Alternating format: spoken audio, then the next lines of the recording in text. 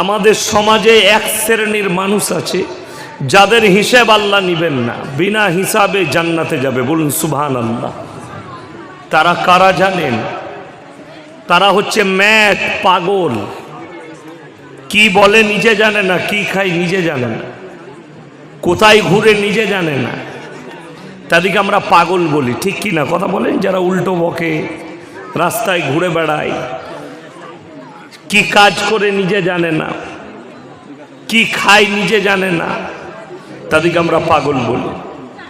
এই পাগলদের আল্লাহ কিয়ামতের দিনে হিসাব নেবেন না, বিনা হিসাবে জান্নাতে যাবে। দ্বিতীয় নম্বর,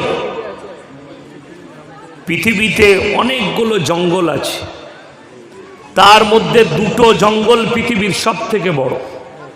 একটা হচ্ছে অ্যামাজনের জঙ্গল, আর একটা হচ্ছে আফ্রিকার জঙ্গল। সেখানে এক শ্রেণীর আদিবাসী বাস করে। আদিবাসী জানেন তো? মোরারই থেকে পেরিয়ে গেলি ঝাড়খণ্ড, ঝাড়খণ্ডে আদিবাসী আছে। আমাদের পশ্চিমবাংলায় পুরুলিয়া বাঁকুড়া ডিস্ট্রিক্টে আছে, মেদিনীপুরের ঝাড়গ্রাম জেলাতে কিছু আছে। ওই আফ্রিকার জঙ্গলে যে আদিবাসীরা আছে, যাদের কাছে কোনো দাওয়াতই পৌঁছায়নি, যাদের জীবনযাপনটা প্রাণীর মতন, কিয়ামতের দিনে আল্লাহ দুটো দরজা খুলবেন তাদের জন্য, একটা জান্নাত, একটা জাহান্নাম। তাদেরকে বলা হবে তোমরা তোমাদের ইচ্ছা মতো দরজায় প্রবেশ করো। বলুন সুবহানাল্লাহ। যেহেতু তাদের কাছে কোনো দাওয়াতই পৌঁছায়নি, তারা ধর্ম সম্পর্কে তাদের কোনো জ্ঞানই নেই। আর আমাদের কাছে কত দাওয়াত পৌঁছাচ্ছে। জুম্মার দিনে খুতবা, জলসা, গ্রামে গ্রামে জলসা, মসজিদে বয়ান, মোবাইলে বয়ান, আপনি শুনছেন। আপনার কাছে দাওয়াত যখন পৌঁছেছে, আপনার বিবেকের দ্বারা আপনাকে বিচার করতে হবে ভালো এবং মন্দটা। সেদিন একটা ছেলে আমাকে ফোন করে বলছে, আপনারাই জলসাই বলেন, সকলে বলুন তো হিদায়েতের মালিক কে? আল্লাহ।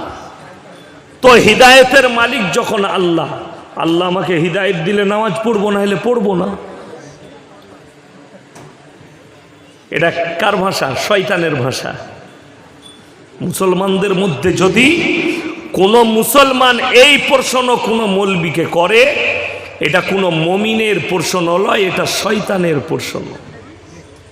যেহেতু কেন বলে দিই, এই আপনাদের ভগলদিঘি গ্রামে এমন লোক আছে, সকালে উঠে গিয়ে কানা বেগুন কিনবে বাজারে। কিনে? কেউ কিনে? কানা বেগুনটা যে কিনে নিয়ে আসবে, বউ তাকে বলবে তুমি কানা নিকি গো, দেখো নি? ঠিক কিনা কথা বলে? বউ তাকে কানা বলবে। আপনি বেগুনটা ঘুরিয়ে দেখে নিবেন, টমাটোরটা ঘুরিয়ে দেখে নিবেন পচা কিনা, মাছের পেটটা টিপে দেখে নিবেন পচা কিনা। আপনি মাল বেছে বেছে কিনবেন, আপনি ভালোটা নিবেন। আমার আল্লাহ রব্বুল আলামিন কোরআন দিলেন, নবীজি দিলেন, হাদিস এলো, ইসলামের দাওয়াত পৌঁছালো। আমার আল্লাহ কিয়ামতের দিন একবার বেছে বেছে মালগুলো নিবে না? কানা বেগুন কি করে নিবে? কানা মাল নিবে আমার আল্লাহ? নিবে না। কেন? আল্লাহ বিবেক আর বুদ্ধি দিয়েছেন, জ্ঞান দিয়েছেন। তোমরা ভালো মন্দকে চুজ করো তোমার বিবেকের দ্বারা, কোনটা ভালো কোনটা মন্দ। অবাক হবেন, পৃথিবীর বুকে হাজারো খ্রিস্টান, হাজারো ইহুদি নাসারা, হাজারো অমুসলিম ভাই, তারা দলে দলে ইসলাম কবুল করছে, খালি ইসলামের সত্যকে জানার পরে। জোরে বলুন সুবহানাল্লাহ। তাদের কাছে পৌঁছালো কি করে? আমি কামরায় বসেছিলাম, আমার বর্ধমান জেলার একজন ভদ্রলোক ফোন করলো, স্যার আমি একজন হিন্দুদের যুবক, হিন্দু মানুষ, আপনার বয়ান শুনতে খুব ভালো লাগে, আমি আপনার ভক্ত। আমি তাকে দোয়া দিলাম, আল্লাহ তোমাকে ইসলামের জন্য কবুল করুক। দোয়া দিলাম। আমি তাকে চিনি না, কি বললেন মন না? আমাকে হয়তো অনেকে মোবাইলে দেখেছে, আমি চিনি না অনেককে, ঠিক কিনা কথা বলে? আমাকে সবাই চিনে, আমি অনেককে চিনি না। কত হিন্দু ভাই চিনে, আমার ফোন করে। যাই হোক, তার জন্যে দোয়া।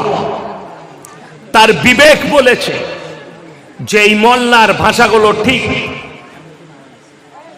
আমার 18 থেকে 20,000 জলসা ফেসবুক আর ইউটিউবে ছুটছে, আপনারা খুললেই আমাকে দেখতে পান না দেখতে পান। এই 20,000 জলসা আমার যে ছুটছে, সেখানে বেশিরভাগ আমার বক্তব্য হচ্ছে শিরক আর বিদআতের ওপরে এবং এক আল্লাহর ওপরে বিশ্বাসের ওপরে। এই কথা বলতে গিয়ে আমি কোনো জলসায় এটাও বলেছি, মুসলমান তোমার জন্যে কোনো হিন্দু ভাইয়ের অনুষ্ঠানে যোগদান করা যাবে না, বলেছি। আমাকে হিন্দুদের ছেলে ফোন করে বলছে, স্যার আপনাকে রেসপেক্ট করি, কিন্তু আপনার একটা ভাষা মনে ব্যথা লাগলো। কি? আপনি বলেছেন মুসলমানদের জন্য হোলির অনুষ্ঠানে যাওয়া যাবে না।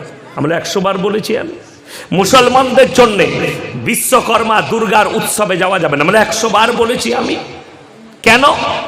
তাকে আমি বুঝালাম, হে আমার ভাই, মুসলমানের যে আস্থা, মুসলমানের যে বিশ্বাস, সেটা একটা আল্লাহর উপরে আছে, অনেকগুলো আল্লাহর উপরে নয়। ঠিক কিনা কথা বলেন? কটা আল্লাহর উপরে? একটা। এখানে একটা মারাত্মক আয়াত শুনিয়ে দিই। লাউ কানা ফীহিমা আলিয়াতুন ইল্লাল্লাহু লাফাসাদাতা। মারাত্মক আল্লাহর উপদেশের আয়াত।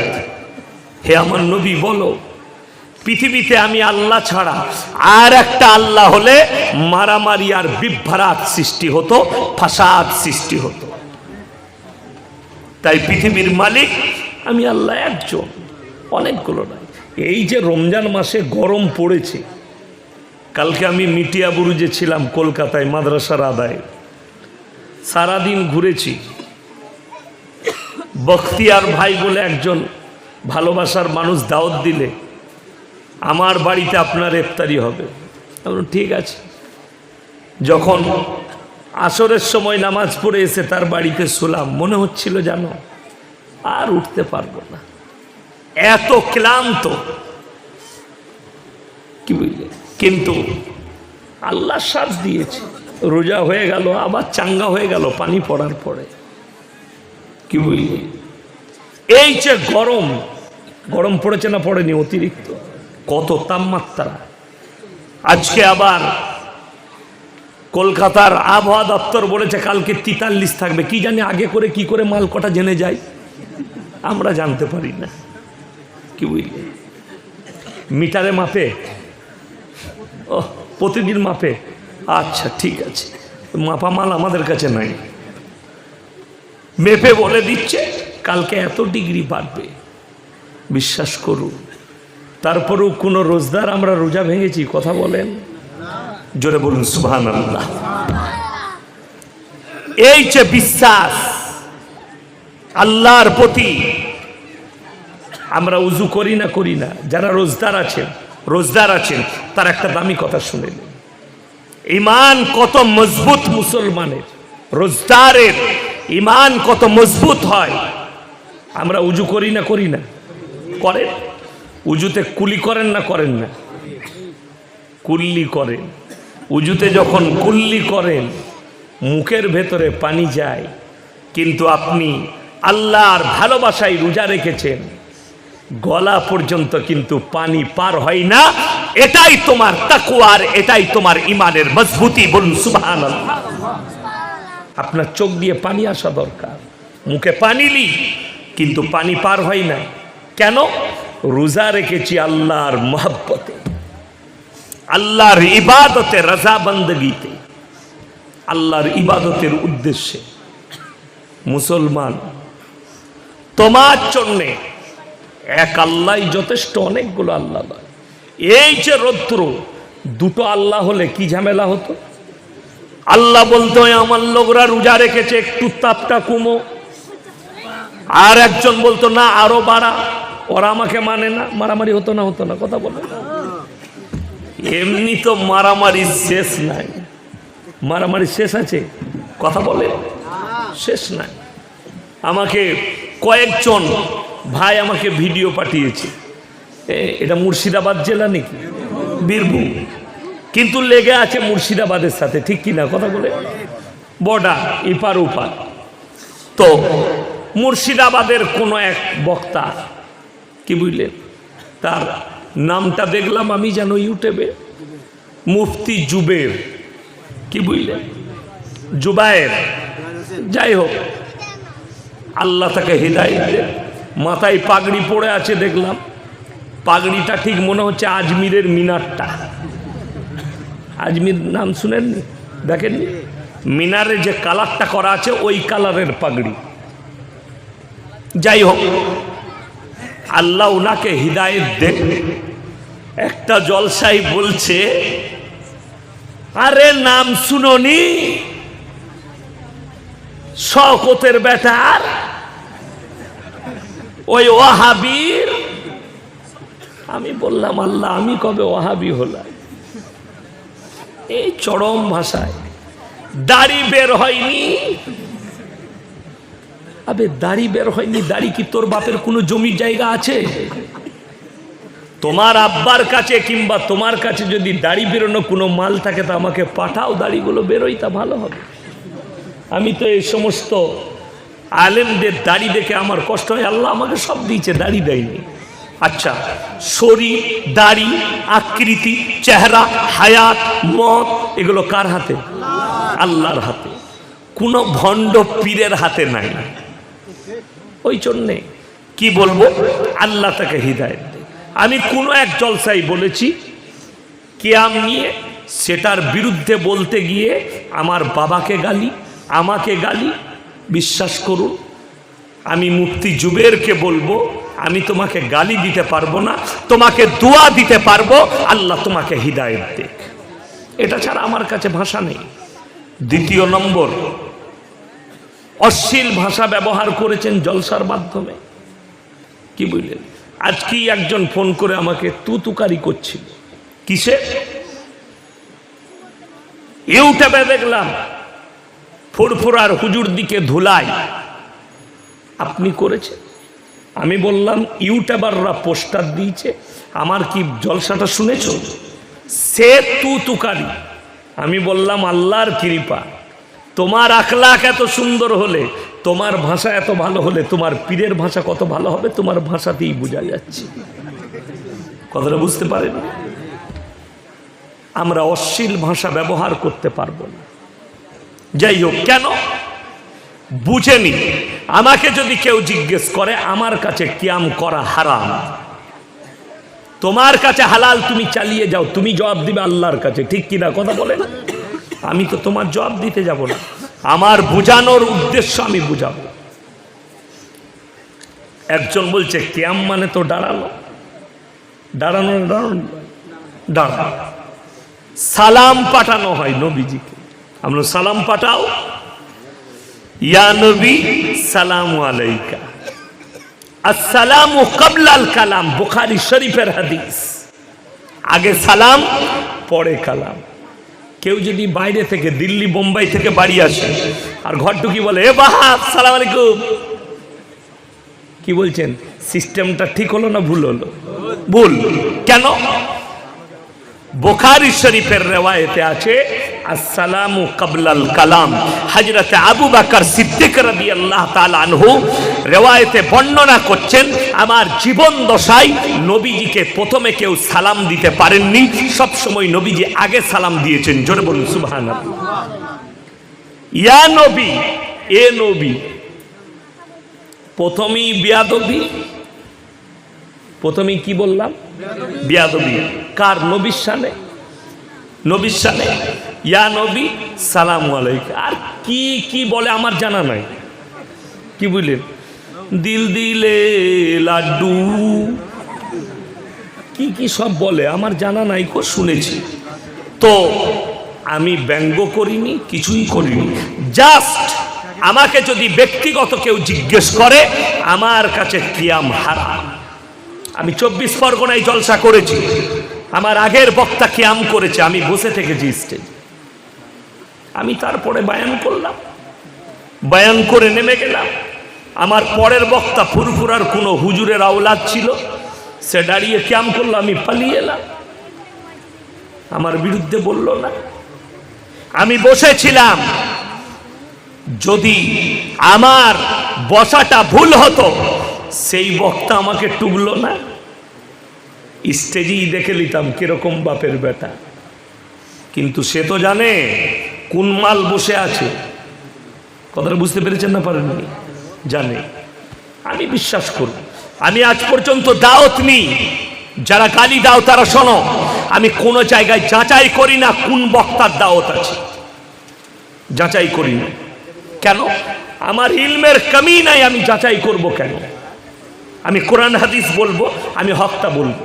কাকে ভয় করবো? আল্লাহকে ছাড়া। আমি একটা কাগজ দেখেছি, আমার কাছে কাগজটা আছে। ফুরফুরার একজন বক্তা আছে, ওমর সিদ্দিকী বলে, সে কাগজ ছেপেছে, মানে এই দেখবেন ফরম হয় না স্কুল মাদ্রাসার ফরম, ফরম ছেপেছে। ফরমে লেখা আছে যে আমি কোন কোন ওয়াহাবি বক্তার সঙ্গে জলসা করি না। আমি এটা বলতাম না, যেহেতু সেখানে আমার আব্বাজির নাম লেখা আছে। পশ্চিমবাংলায় আমাদিকে তো আজকে সোশ্যাল মিডিয়ার মাধ্যম দিয়ে চিনছে। পশ্চিমবাংলার মাটিতে সব থেকে বেশি শিরক আর বেদাতের উপরে মেহনত করেছেন দুটো বক্তা, একটা হচ্ছে মৌলভী শওকত আমার আব্বাজি, আর একটা হচ্ছে গোলাম আহমদ মুর্তজা সাহেব মরহুম আমার বাবাজি। আপনারা জানেন না, মেদিনীপুরে এমনও গ্রাম আছে বেরিয়ে জেনারেটর ভেঙে দিয়েছে, দুজনকে মাঠে লুকিয়ে থাকতে হয়েছে, এই দুটো বক্তা। সেই গ্রামে আমি জলসা করে এলাম বুক ফুলিয়ে। কেন? ইনারা চষে দিয়েছেন, চষা জমিতে আমি চষছি। কথাটা বুঝতে পেরেছেন না পারেন? আমার জন্য সহজ। এই মানুষগুলো সারা জীবন কাটিয়ে দিল, আমি তার আওলাদ, আমি কি করে কম্প্রোমাইজ করব? আমার কাছে তো কম্প্রোমাইজের রাস্তা নাই। আল্লাহর কসম, প্রত্যেকটা ভাইকে অনুরোধ করে যাচ্ছি, সবাই এক আল্লাহই বিশ্বাসী হবেন। জোরে বলুন ইনশাআল্লাহ। যখন কেউ রাগ করবেন না, অনেক যারা আমার ভালোবাসার মানুষ আছে তারা বলে মৌলী সাহেব গাল দিচ্ছি, এই দেখুন এই বক্তাটা গাল দিয়েছে। আর একটা দেখলাম, কি বুঝলেন, পাতলা করে মুর্শিদাবাদী ঘর, সে খুব উল্টো পাল্টা গালি দিয়েছে আমাকে, বহুত কিছু, আমাকে মোটামুটি জাহান্নাম পর্যন্ত পৌঁছে দিয়েছে। কি বুঝলেন? আমি বললাম আল্লাহ যদি ওর হাতে দিয়ে দেয় জাহান্নাম আর জান্নাতটা তো হতে পারে। কি বুঝলেন? সে আবার বলেছে মোটা পাড়া বক্তা। কি বুঝলেন? সে আবার আমার হাতের মতো তার বডিটা। বলিস কি করে? কোরআন হাদিস নেই, খালি পাখির গল্প, নাহলে বড় পীর ওপর দিকে উড়ে চলে গেল, অমুক পীর ওইদিকে ঢুকে গেল।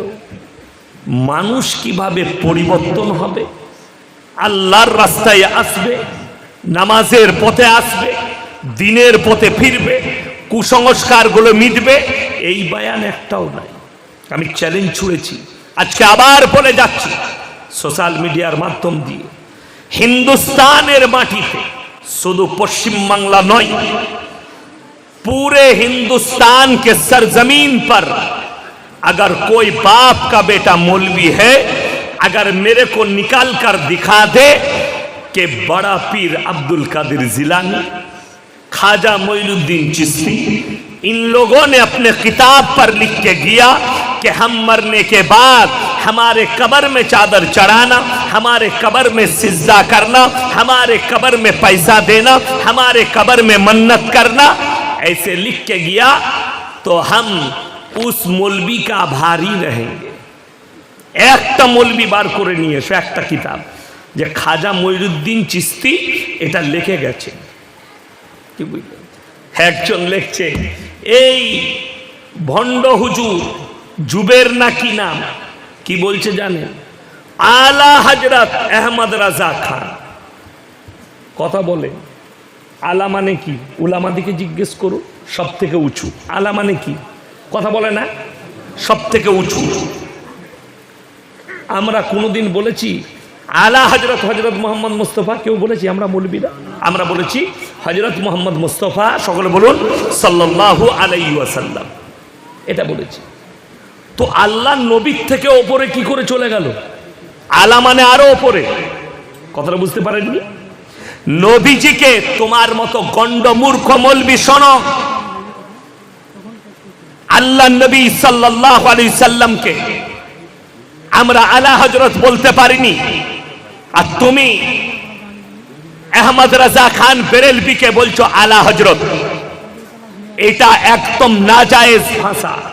শোনো মুফতি জুবের, আমি তোমাকে বলে দিচ্ছি, আর তোমার যদি হিম্মত থাকে তো ফোনেতে, সোশ্যাল মিডিয়ায় নয়, তুমি খালি প্রশাসন ঠিক করো।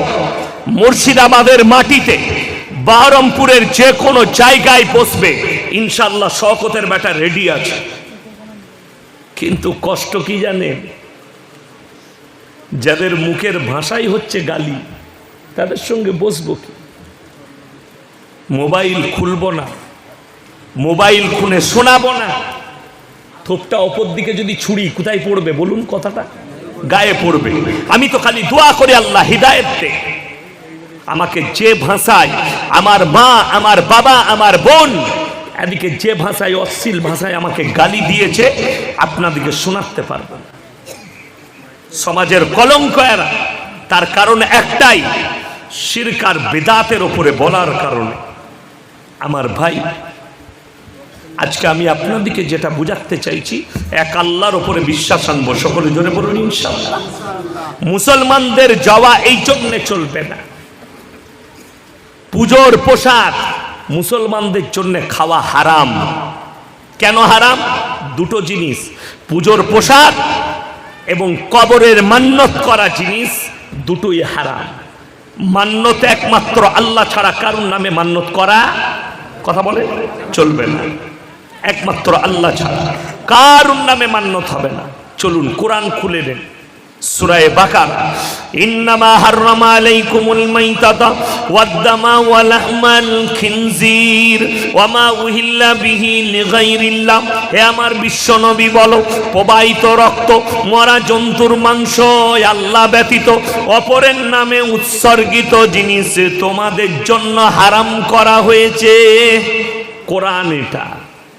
আল্লাহ ব্যতীত অপরের নামে উৎসর্গ, আল্লাহ ব্যতীত ঠাকুরের নামে, আল্লাহ ব্যতীত কবরের নামে, আল্লাহ ব্যতীত পীরের নামে, আল্লাহ ব্যতীত গাছের নামে, তাই তোমাদের জন্য ওই বস্তুগুলো আল্লাহ হারাম করেছেন। যদি বলেন মৌলী সাহেব আমাকে কোনো হিন্দু ব্যক্তি দাওয়াত দিয়েছে, খেতে পাবো না? অবশ্যই খেতে পাবেন। কে বললে পাবেন না? আপনাকে দাওয়াত দিয়েছে, আপনি খেতে পাবেন, হালাল বস্তুটা খাবেন। কিন্তু যদি বলে বিশ্বকর্মা পুজোর উপলক্ষে আমার বাড়িতে দাওয়াত, হারাম। কথা বুঝতে পেরেছেন না? আমি সেদিনে বর্ধমানে সব থেকে বড় মিষ্টির দোকান রাধা বল্লভ মিষ্টান্ন ভাণ্ডার, আমি একটা জলসায় বলেছি, ওই রেল স্টেশন থেকে মিহিদানা সীতাভোগ কিনে নিয়ে এসে বর্ধমানকে গালি দিবেন না। অনেক লোক বলে ধুর শালা, একদম ভালো নইবে, পচা মাল। সীতাভোগ মিহিদানা ভালো নয় না, জায়গায় কিনবে। দোকানটার নাম হচ্ছে রাধা বল্লভ মিষ্টান্ন ভাণ্ডার। 130 রকম থেকে 40 রকম কোয়ালিটির মিষ্টি আছে, সব খাবার মতো, সব থেকে। আমি আমার জন্ম থেকে দেখছি, আমার আব্বার জামানা থেকে মিষ্টির দোকানটা। তো ওনাদের দোকানে মিষ্টি নিচ্ছি সেদিনে, ওনার ছেলেটা আমার জলসা শুনেছে, বললে স্যার আপনি 5 মিনিট দাঁড়াবেন? কেন? আমার ছেলেটা আপনার সঙ্গে একটু দেখা করবে আপনার জলসা শুনে। বাড়ি থেকে ছুটে এসছে, এসেই বলছে স্যার আমি আজকে ধন্য হলাম, আপনার বক্তব্য শুনি আমি, খুব ভালো লাগলো। স্যার কিছু মনে করবেন না, একটা গিফট দেবো, নিবেন? একদম দাও। যে মিষ্টিটা কেউ কি বিক্রি করে না, শুধু বাড়ির জন্য রাখে, স্পেশাল আমার জন্য ডিব্বা এনেছে, আমি গ্রহণ করলাম, হাদিয়া দিল, গিফট করলো, আমি খেয়েওছি বাড়িতে। কিন্তু তা বলে এটা নয় উনি আমাকে পুজোর প্রসাদ দিবে আর খেয়ে নেবো না, উনাকে বুঝাবো এটা আমার জন্য হারাম, আমার আল্লাহ নিষেধ করেছেন, কোরআনে আছে, না চলবে না, মুসলমানের জন্য ওই চলল। বীরভূম ডিস্ট্রিক্টের মানুষ আপনারা, বলতে কথা বলতে ভয়ও লাগছে, যদি মাস্কেট আর বোমা চালায় ভয় লাগে। আপনারা রাগ করছেন, রাগ করবেন না, ভালোবাসেন, আমিও ভালোবাসি। কষ্ট কোথায় জানেন? বীরভূমের বোলপুরের পাশে প্রান্তিক, পশ্চিম বাংলায় কলকাতার পরে সব থেকে বড় হোলির অনুষ্ঠান হয় প্রান্তিকে, যেখানে হাজার হাজার মুসলমান যুবক আর যুবতী সেই অনুষ্ঠানে যোগদান করে। আর তারা কি বলে জানেন? আধুনিক যুগ। আমরা মৌলবীরা বুকা, আমরা আধুনিক যুগ জানি না। আমাদের মতো আধুনিক কেউ আছে? শোনো, তুমি কালা দুনিয়া আর পশ্চিমী দুনিয়ার অনুসারী, আমাদের মৌলবীর সামনে, আমাদের সামনে যতগুলো গুনাহ আর পাপ আসবে প্রত্যেকটাকে ট্যাকেল দিবার জন্য নবীজির হাদিস আর কোরআন রেডি আছে। জোরে বলুন সুবহানাল্লাহ।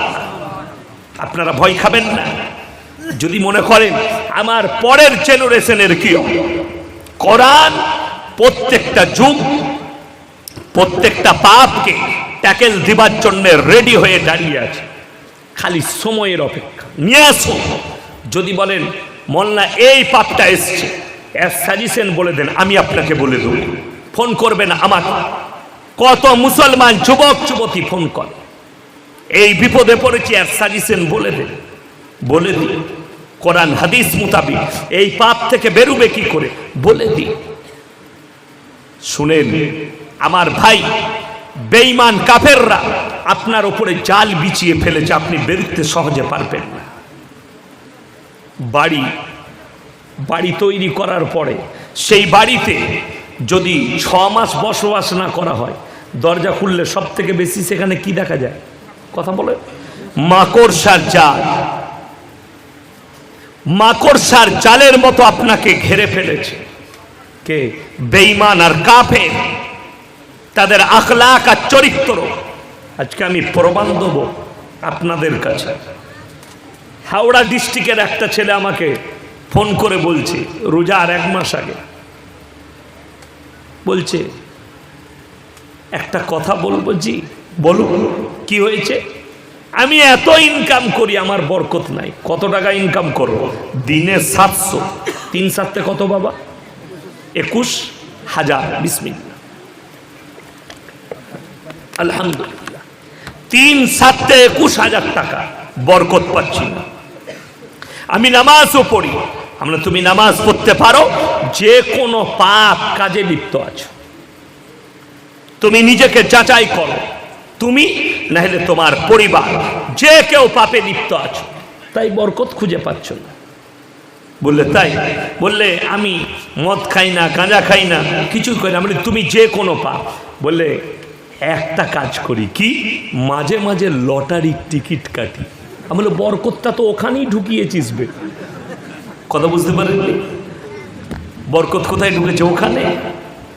আমাদের দেশের অনেক চালাক নামাজি আছে, নামাজও পড়ে, লোহাপুর বাজারে গিয়ে লুকিয়ে লটারির টিকিট উছালায়। যদি পড়ে যায়, কি বলি, এটা আপনারা ভিডিও দেখেননি বাংলাদেশে? চাচা কি বলে, আল্লাহ গো একটাই কাটবো, কেটেছি, তুমি 1 কোটি ফেলি দিও, তোমার দয়ার সীমা নাই, যদি পড়ে যায় আল্লাহ আর জীবনে মসজিদ থেকে বের হব না। আমরা আল্লাহ কত পরেজগার। লটারির লেগে দোয়া। লটারি হারাম কেন শরীয়তে শুনে নেন। যেমন কিছুদিন আগে আমার বক্তব্য আপনারা শুনেছেন কি না জানি না, 14ই রমজান আমার একটা বক্তব্য বেরিয়েছে। 14ই রমজান আমার চ্যানেল থেকে বেরিয়েছিল। কি? বাংলাদেশের কিছু হুজুর তারা বক্তব্য দিয়ে ফেলেছিল 15ই রমজান পৃথিবীটা ধ্বংস হবে, কিয়ামত হবে। ঠিক কি না? কেন? তারা বলে দিলে ভবিষ্যৎবাণী, ইসলামের শরীয়তে ভবিষ্যৎবাণী করা হারাম। যে বক্তা করুক, যে শেখ করুক, আর যে মৌলবি করুক, ইসলাম শরীয়তে ভবিষ্যৎবাণী হারাম। আমার নবীজি ভবিষ্যৎবাণী করেননি। ভবিষ্যৎ একমাত্র কে জানেন? সকলে বলুন, আল্লাহ জানেন কি হবে। আমার আল্লাহ ছাড়া কেউ জানে না কখন কি হবে, কোথায় হবে।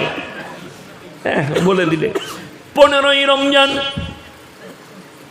জুম্মার দিন হবে, আর প্রথম রমজান জুম্মার দিন হবে। পৃথিবীটাও ধ্বংস হয়ে যাবে। আবে কি হলো? আমি তো বেঁচে আছি, কোথাও কিছু হয়নি। ঠিক কিনা কথা বলেন না?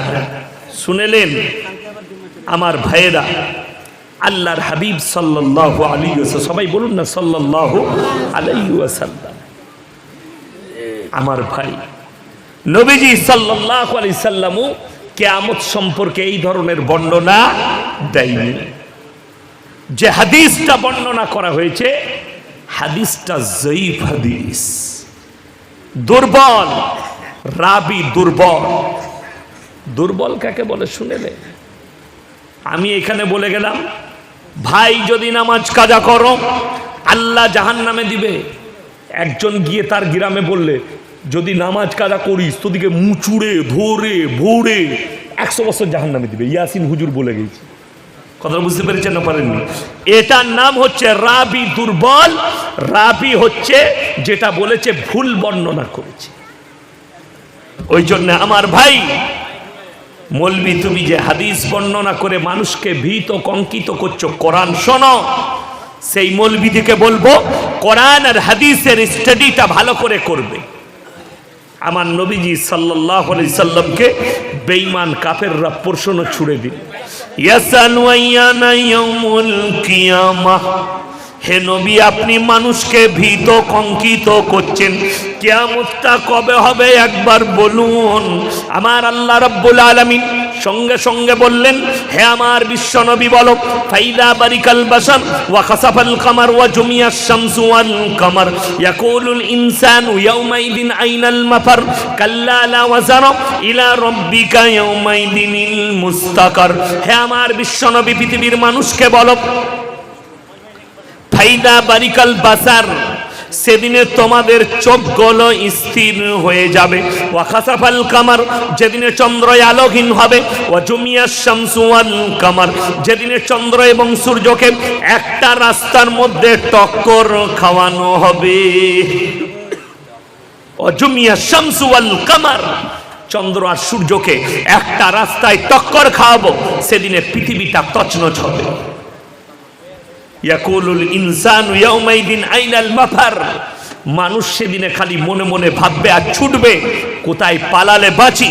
কাল্লা লা ওয়াজার ইলা রাব্বিকা ইয়াউমাইদিনিল মুস্তাকার, সেই দিনটাই নিজের রব, নিজের আল্লাহর কাছে দণ্ডায়মন ছাড়া পৃথিবীর মানুষের আর কোনো রাস্তা থাকবে না। তুমি বলে দিলে 15ই রমজান ধ্বংস হবে। আর সব থেকে বেশি গুজব ছড়ায় কোথায় জানেন? এইগুলোকে এই মোবাইলে জানেন এখন 4G আবার 5G চালু হয়েছে। হয়েছে না হয়নি? হয়েছে, সব জায়গায় হয় না। এই নেটগুলোর থেকেও বেশি স্পিড নেট আছে আমার মা খালাদের কাছে। আপনি এইখানে একটা কথা বলে দেন, কাল সকালবেলায় মমতা খালার কানে চলে যাবে, এত স্পিড নেটে। কি বুঝলেন? সব থেকে বেশি ফোন এইছে কাদের? মায়েদের। কি হবে কালকে? আমি তুই এখন থেকে ইন্দুর মারা বিষ খেয়ে শুয়ে পড়। কি বলবো? জ্বলিয়ে দিলে ফোন করে করে।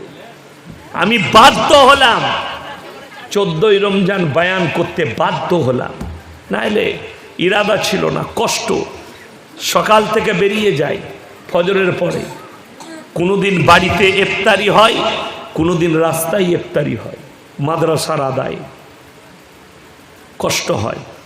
তারপরেও সময় বার করে আমি বয়ান করেছি। কেন? মানুষ বিভ্রান্তের মধ্যে পড়ে আছে। অনেক সাধারণ মানুষ যারা কিছু বুঝে না, তারা কোন দিকে যাবে, মরবো না বাঁচবো। শুনেলে 2012 সালে একটা লন্ডনের পপ বৈজ্ঞানিক এলান করে দিয়েছিল 72 ঘন্টার মধ্যে পৃথিবী ধ্বংস হবে। পৃথিবীতে হুলুস থুলুস পড়ে গিয়েছে। তখন কিন্তু এত সোশ্যাল মিডিয়ার যুগ ছিল না। আমি মুর্শিদাবাদের বেলডাঙ্গায় বলে গিয়েছিলাম, রেজিনগরের মাটিতে, যে বলেছে সে 72 কেজি গাঁজা খেয়ে বলেছে। কত বললাম? 72। কেন?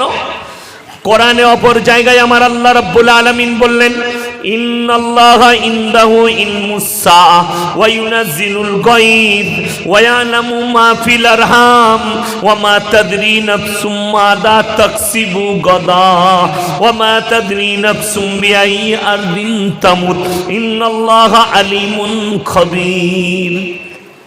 সূরা লুকমানের শেষ আয়াত। যাদের বাড়িতে মানে কোরআন আছে, একটু গিয়ে খুলে দেখবেন, জান ঠান্ডা হয়ে যাবে।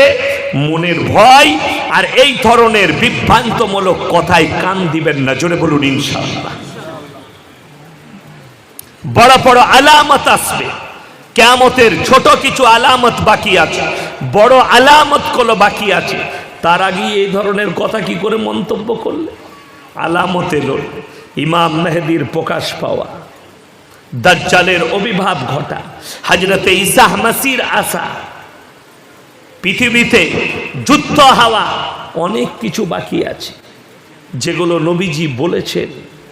আমার ভাই, কোরআনে যে আলামতগুলো বলা হয়েছে সেগুলো কিছুই আসেনি। অনেক বড় বড় আলামত বাকি আছে। আর তুমি বলে দিলে ধ্বংস হয়ে যাবে, আর এরা মেনে নিল। শুনেলেন আল্লাহ কতটা গোপন করেছেন। ইন্নাল্লাহা ইনদাহু ইলমুস সাআহ, কিয়ামত কবে হবে আমি আল্লাহ ছাড়া পৃথিবীর কেউ জানে না। জোরে বলুন সুবহানাল্লাহ। এমন কি ওই তারিখ, ওই দিন আল্লাহর হাবিব সাল্লাল্লাহু আলাইহি সাল্লামকেও জানানো হয়। তা না হলে নবীজি প্রকাশ করতেন না? করতেন? কথা বলেন। নবীজি হাদিসে বর্ণনা করে দিতেন, তোমরা শুধরে যাও, অমুক তারিখের আগে পর্যন্ত তোমরা মুমিন হয়ে যাও। যেমন আমাদের দেশে শুনে নেন, আল্লাহ কতগুলো জিনিসকে লুকিয়েছেন জানেন? হরুফে মুকাত্তাত, এগুলোর মানেটা পৃথিবীর কেউ জানে না। মানে আছে না নাই? কথা বলে। কিন্তু পৃথিবীতে নেই, আমার আল্লাহ জানেন। হরুফে মুকাত্তাত মানে হচ্ছে আলিফ লাম মিম, আলিফ লাম মিম র, তাসিন তাসিন মিম ইয়াসিন কাফ হা ইয়া আইন সাদ। এই হরফগুলোর মানেটা একমাত্র আল্লাহ জানেন, পৃথিবীর কেউ কি আমার আল্লাহ জানান? কবে জানাবেন? কিয়ামতের দিনে বর্ণনা করবেন। জোরে বলুন সুবহানাল্লাহ। নবীজি যদি জানতেন, কোরআনের তাফসীরের মধ্যে মানে চলে আসতো, ঠিক কি না? কথা বলেন। আসেনি। এটাই ভাবার বিষয়। এই হুজুররা বলে কি করে, এই মৌলবীরা বলে কি করে? ভবিষ্যৎবাণী করার সাহস তোমাকে কে দিল? কখনো করতে পাবে না। হারাম। লটারির দ্বারা যদি ভবিষ্যৎ, লটারির দ্বারা কি করা হয়? ভাগ্য পরীক্ষা করা হয় না? হয় না? ওই জন্য হারাম। এমন কি কেউ যদি মনে করে আমি লটারি কেটে আমার ভাগ্য পরীক্ষা করব, তার ঈমান চলে যাবে, তাকে কালমা পড়ে মুসলমান হতে হবে, তার ঈমান ধ্বংস হয়ে যাবে। যদি সে ভাবে যে আমি লটারি কেটে আমার ভাগ্য পরীক্ষা করব। ওই জন্যই তো ফেরাউনের গণককাররা ফেলোয়ার হয়েছিল। ফেরাউনের যারা গণককার ছিল তারা হাত গুনে বলে দিয়েছিল, ফেরাউনের হাত দেখে ওরে বাবা রে, বিরাট গোলমাল, মিশরে এমন একটা ছেলে জন্মগ্রহণ করবে, সে হবে তোমার দুশমন। আল্লাহ বললে এত বড় আমাকে চ্যালেঞ্জ, দেখ মজা। মুসা নবী কোথায় লালিত পালিত হয়েছিল? তাড়াতাড়ি বলুন। ফেরাউনের বাড়িতে, রাজশাহীতে। জোরে বলুন সুবহানাল্লাহ। কাদের কোলে? যারা হাত গুনে বলেছে তাদের কোলেই মানুষ হয়েছে, তাদের কোলেই আল্লাহ মানুষ করেছে, বড় হয়েছে। জোরে বলুন সুবহানাল্লাহ। এখানে কি বুঝতে পারলেন? গণককার ভুল। যারা হাত দেখে, হাত দেখায়, এর থেকে বড় হারাম কাজ আর পৃথিবীতে কিছু নেই। তাদের ঈমান চলে যাবে, ঈমান নষ্ট হয়ে যাবে। আমার ভাই, ওই জন্য এই ধরনের ভবিষ্যৎবাণী যারা করবে তাদের কাছ থেকে নিজেদিকে দূরে রাখবেন। জোরে বলুন ইনশাআল্লাহ। তাদের বয়ান, তাদের ভাষা থেকে নিজেদিকে দূরে রাখবেন। জানেন আল্লাহ তাআলা কিয়ামতের দিনে বিচারের ময়দানে কঠিন থেকে কঠিনতম বিচার নিবেন তাদের যারা নিজেদের মন গড়া করে ভবিষ্যৎবাণী করেছে, যেটা নবীকেও পাওয়ার দেওয়া হয়। ইন্নাল্লাহা ইনদাহু ইলমুস সাআহ, আমি আল্লাহ ছাড়া পৃথিবীর কেউ জানে না কিয়ামত কবে হবে। ওয়া ইউনাজ্জিলুল গায়থ ওয়া ইয়ালামু মা ফিল আরহাম, মায়ের গর্ভে বেটা আছে না বিটি, বিকালঙ্গ না কালো, খোড়া আছে না ভালো আছে, আমি আল্লাহ ছাড়া পৃথিবীর কেউ জানে না। ওমা তাদরি নাফসুম মাযা তাকসিবু গাদা ওমা তাদরি নাফসুম বিআইয়ি আরদিন তামুত ইন্নাল্লাহা আলিমুন খাবীর। কার কোথায় মৃত্যু হবে, কার কোথায় রুজি মেপেছি, কতটা মেপেছি, কত মিলিমিটার বৃষ্টি বর্ষণ হবে, কোথায় কতটা পানি বৃষ্টি বর্ষণ হবে, আমি আল্লাহ ছাড়া পৃথিবীর কেউ জানে না। চড়ে বলুন সুবহানাল্লাহ। এটা কারো কথা বিশ্বাস করবেন না। যেমন বলি, এই আবহাওয়া দপ্তর বলছে কালকে 43 ডিগ্রি থাকবে সেলসিয়াস, আর যদি রাতের বেলায় ভোরের বেলায় হঠাৎ বৃষ্টি নামে 26 ডিগ্রি চলে আসবে। জোরে বলুন না সুবহানাল্লাহ। কেউ জানে বৃষ্টি হতে পারে কি পারে না? একমাত্র আমার আল্লাহ জানে। জানে না? জানে না। আল্লাহ ঠান্ডা করে দিতে পারে, আল্লাহ শীতল করে দিতে পারে। ওই জন্যে এই যারা অনুমান করে বলে, এটাও জায়েজ না ঈশ্বরীয়তে। অনুমান করে কোনো কথা বলে দিও না। কেন? যেগুলো আল্লাহর নিয়ন্ত্রণে আছে। তকদীর, রুজি আল্লাহ মাপেন। আমরা এতগুলো মানুষ এখানে বসে আছি, যাদের মনে মনে হচ্ছে জালসা শুনবো, গিয়ে সাহারি খাবো।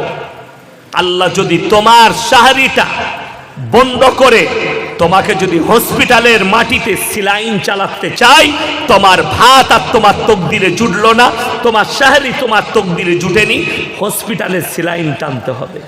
ঠিক কি না কথা বলে? এটাই হচ্ছে তকদির। আমার আল্লাহ ছাড়া কেউ জানে না। কারোর প্রতি বিশ্বাস আনবেন না, এক আল্লাহর প্রতি বিশ্বাস।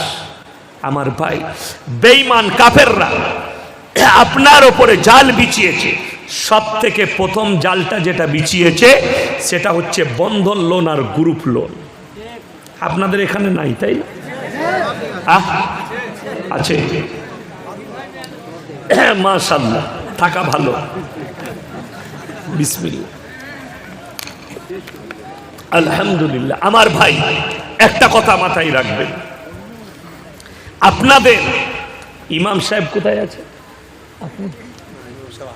আসেননি? আচ্ছা, ইমামের বেতন কত একজন বলুন? কথা বলে না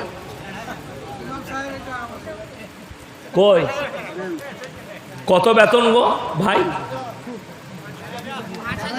5,000, 8,000। আমার মাদ্রাসায় আমার বেতন 8,000।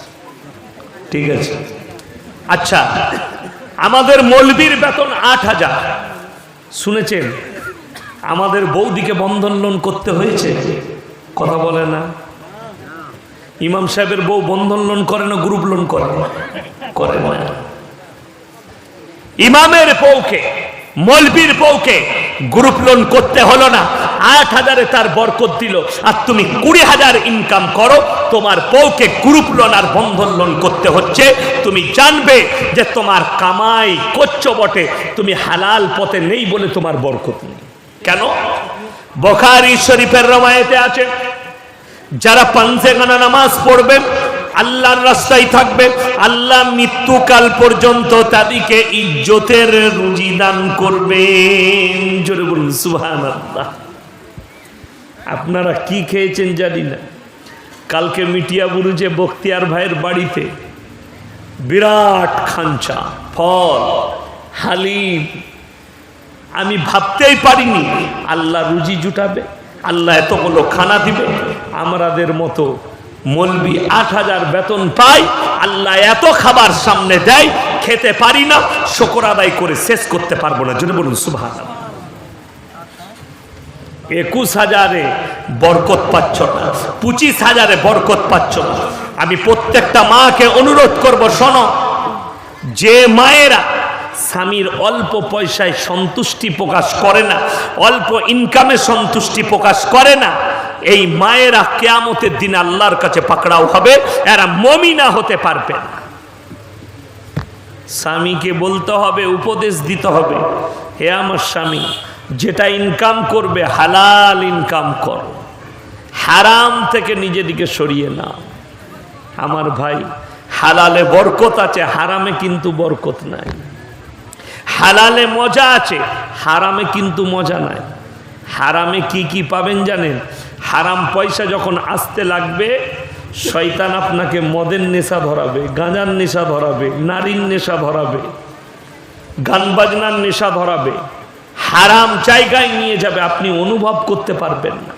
কতগুলো হারাম কাজে আপনাকে লিপ্ত করে দিবে, ভেবে কুল পাবেন না।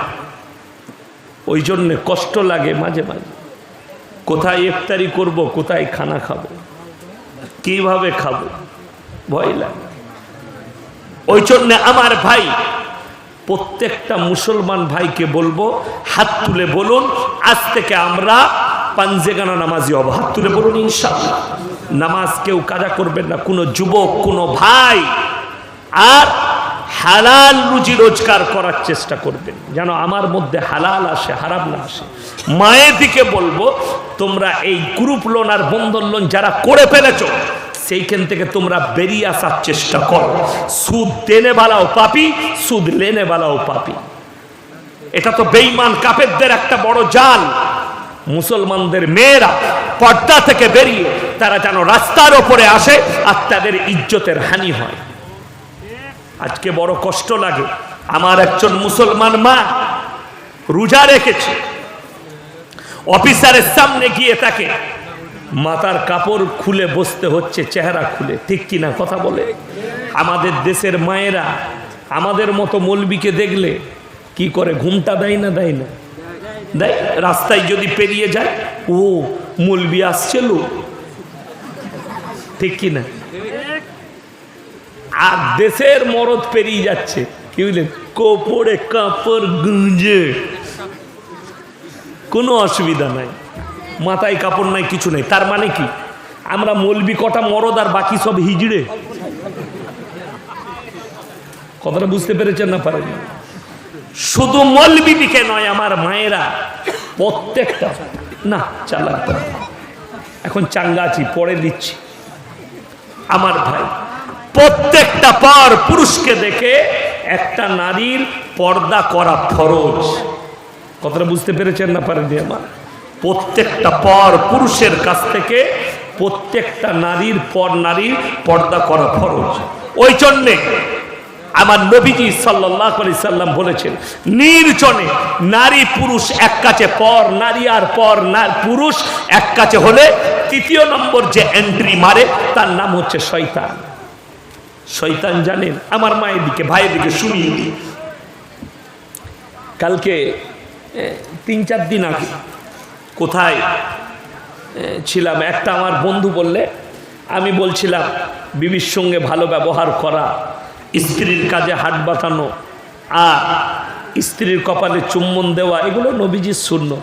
সে বললে আর একটা ভুলে গেছো। কি বলে? বউকে নিয়ে ঘুরতে যাওয়া। আমি বললাম, কোথায় পেলিবে সুন্নত? আমরা এতগুলো হাদিস গেটে পেলাম না, তুই কি করে পেলি? কোথা থেকে পেয়েছে? ইন্টারনেট থেকে পেয়েছে। কোন হারাম করে লেখে ছেড়ে দিয়েছে। আবার একজন লিখেছে কি জানেন ফেসবুকে, বউকে সাথে করে নিয়ে গিয়ে ফুচকা খাওয়ানো সুন্নত।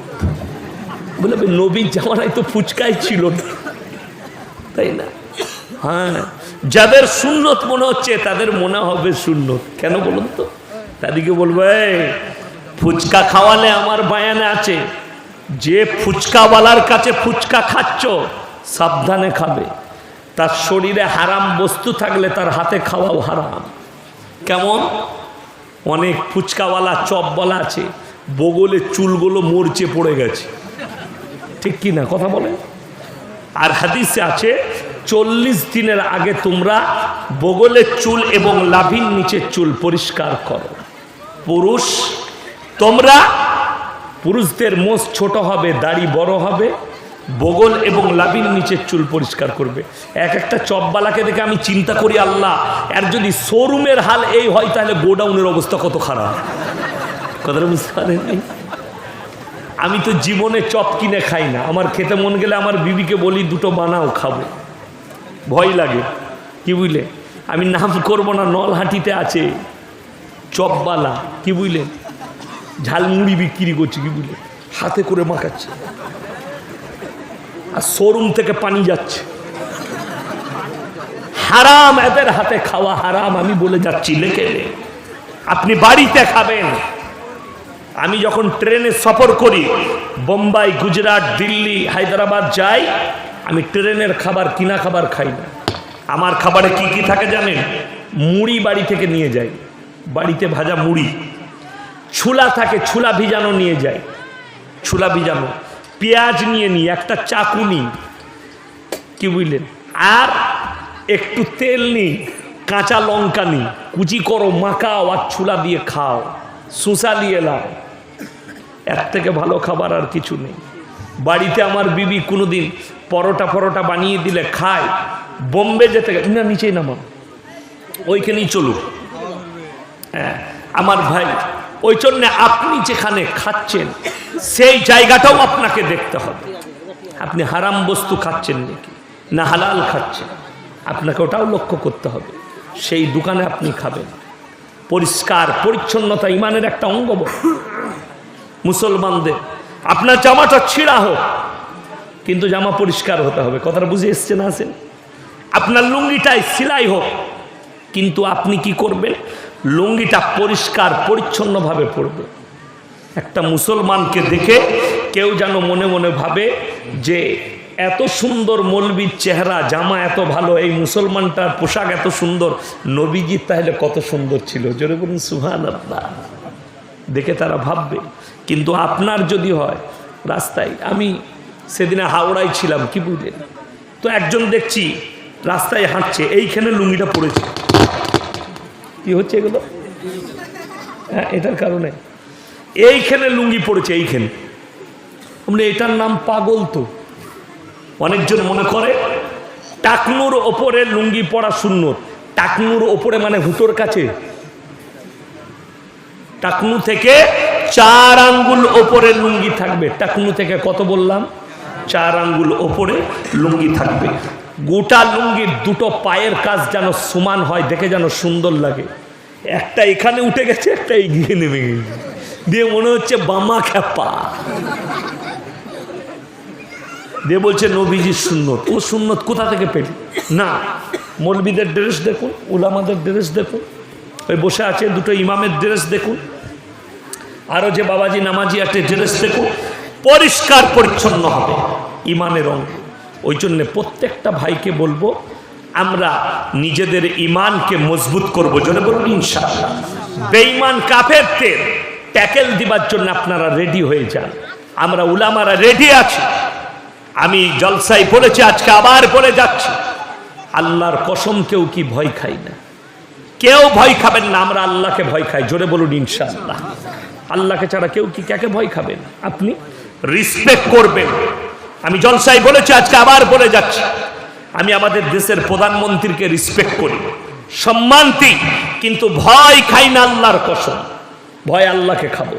আমার রাজ্যের মুখ্যমন্ত্রী মাননীয়া, আমি তাকে সম্মান করি, রিসপেক্ট দিই মুখ্যমন্ত্রী হিসাবে, কিন্তু ভয় খাই না। ভয় আমি আল্লাহকে খাই। ইয়াসিনকে জেলের কুঠরিতে ভরে দিবে, আমাকে মার্ডার করে দিবে, কি লাভ করবে? মুসলমান একটা কথা মাথায় রাখবেন, যাদের মৃত্যুর ভয় আসছে তারা শুনে নেন। পৃথিবীর মধ্যে যদি বলেন জ্ঞানীকে, হযরত আবু বকর সিদ্দিক রাদিয়াল্লাহু তাআলা আনহু নবীজিকে বললেন, ইয়া রাসূলুল্লাহ, পৃথিবীর মধ্যে সবথেকে জ্ঞানী ব্যক্তি কে? নবীজি কোনো ডাক্তারের কথা বলেননি, মুহাদ্দিসের কথা বলেননি, কোনো মৌলবীর কথা বলেননি।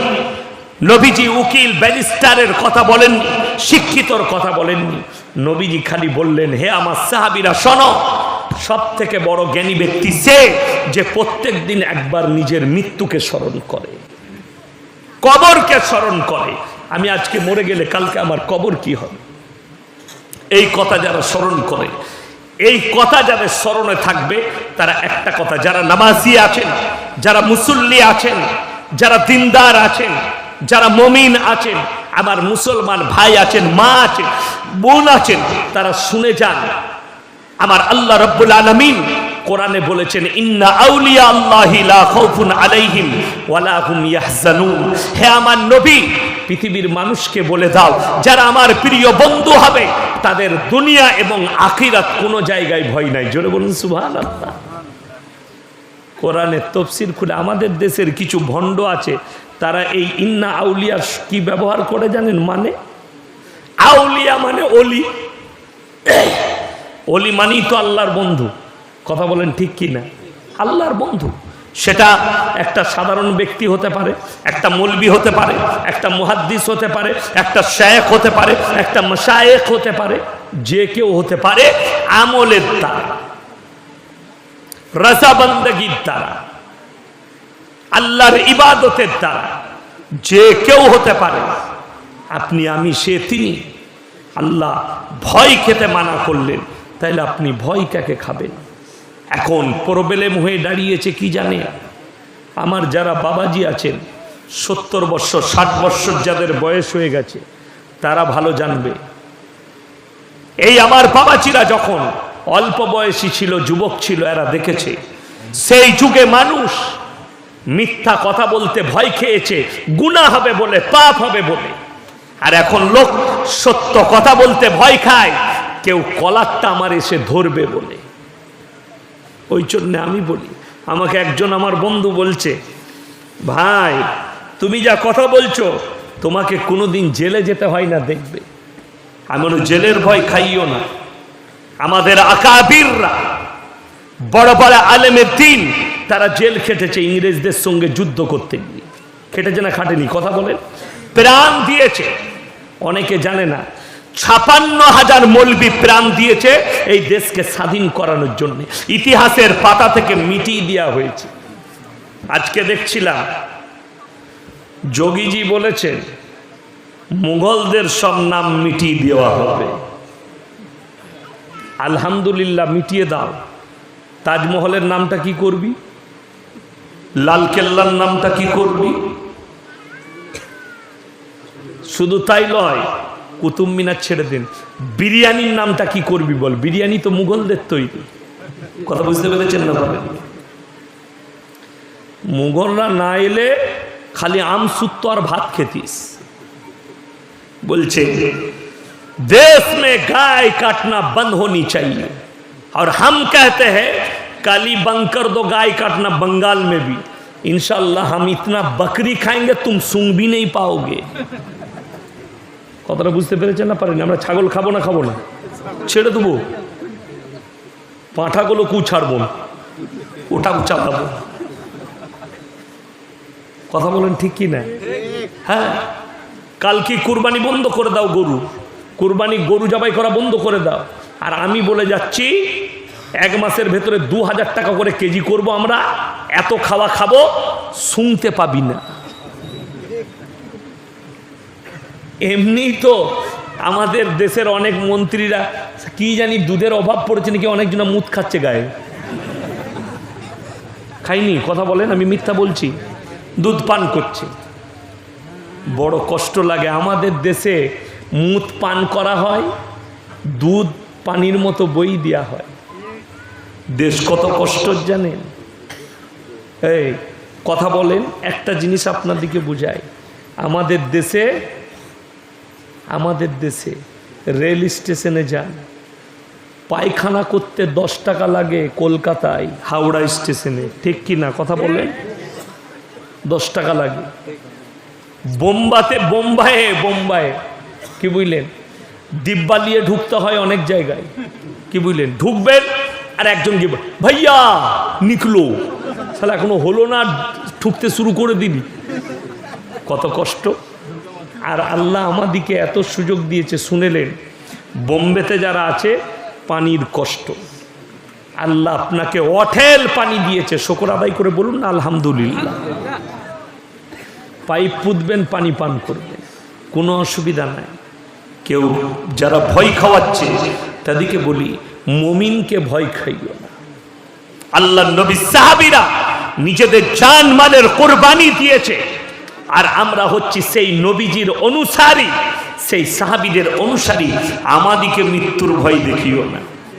আল্লাহ নবী সাহাবীরা দিনের পর দিন না খেয়ে পানি না পান করে কাটিয়েছে যুদ্ধের ময়দানে, আর আমরা তাদের অনুসারী। আমাদিকে কিসের ভয় দেখা?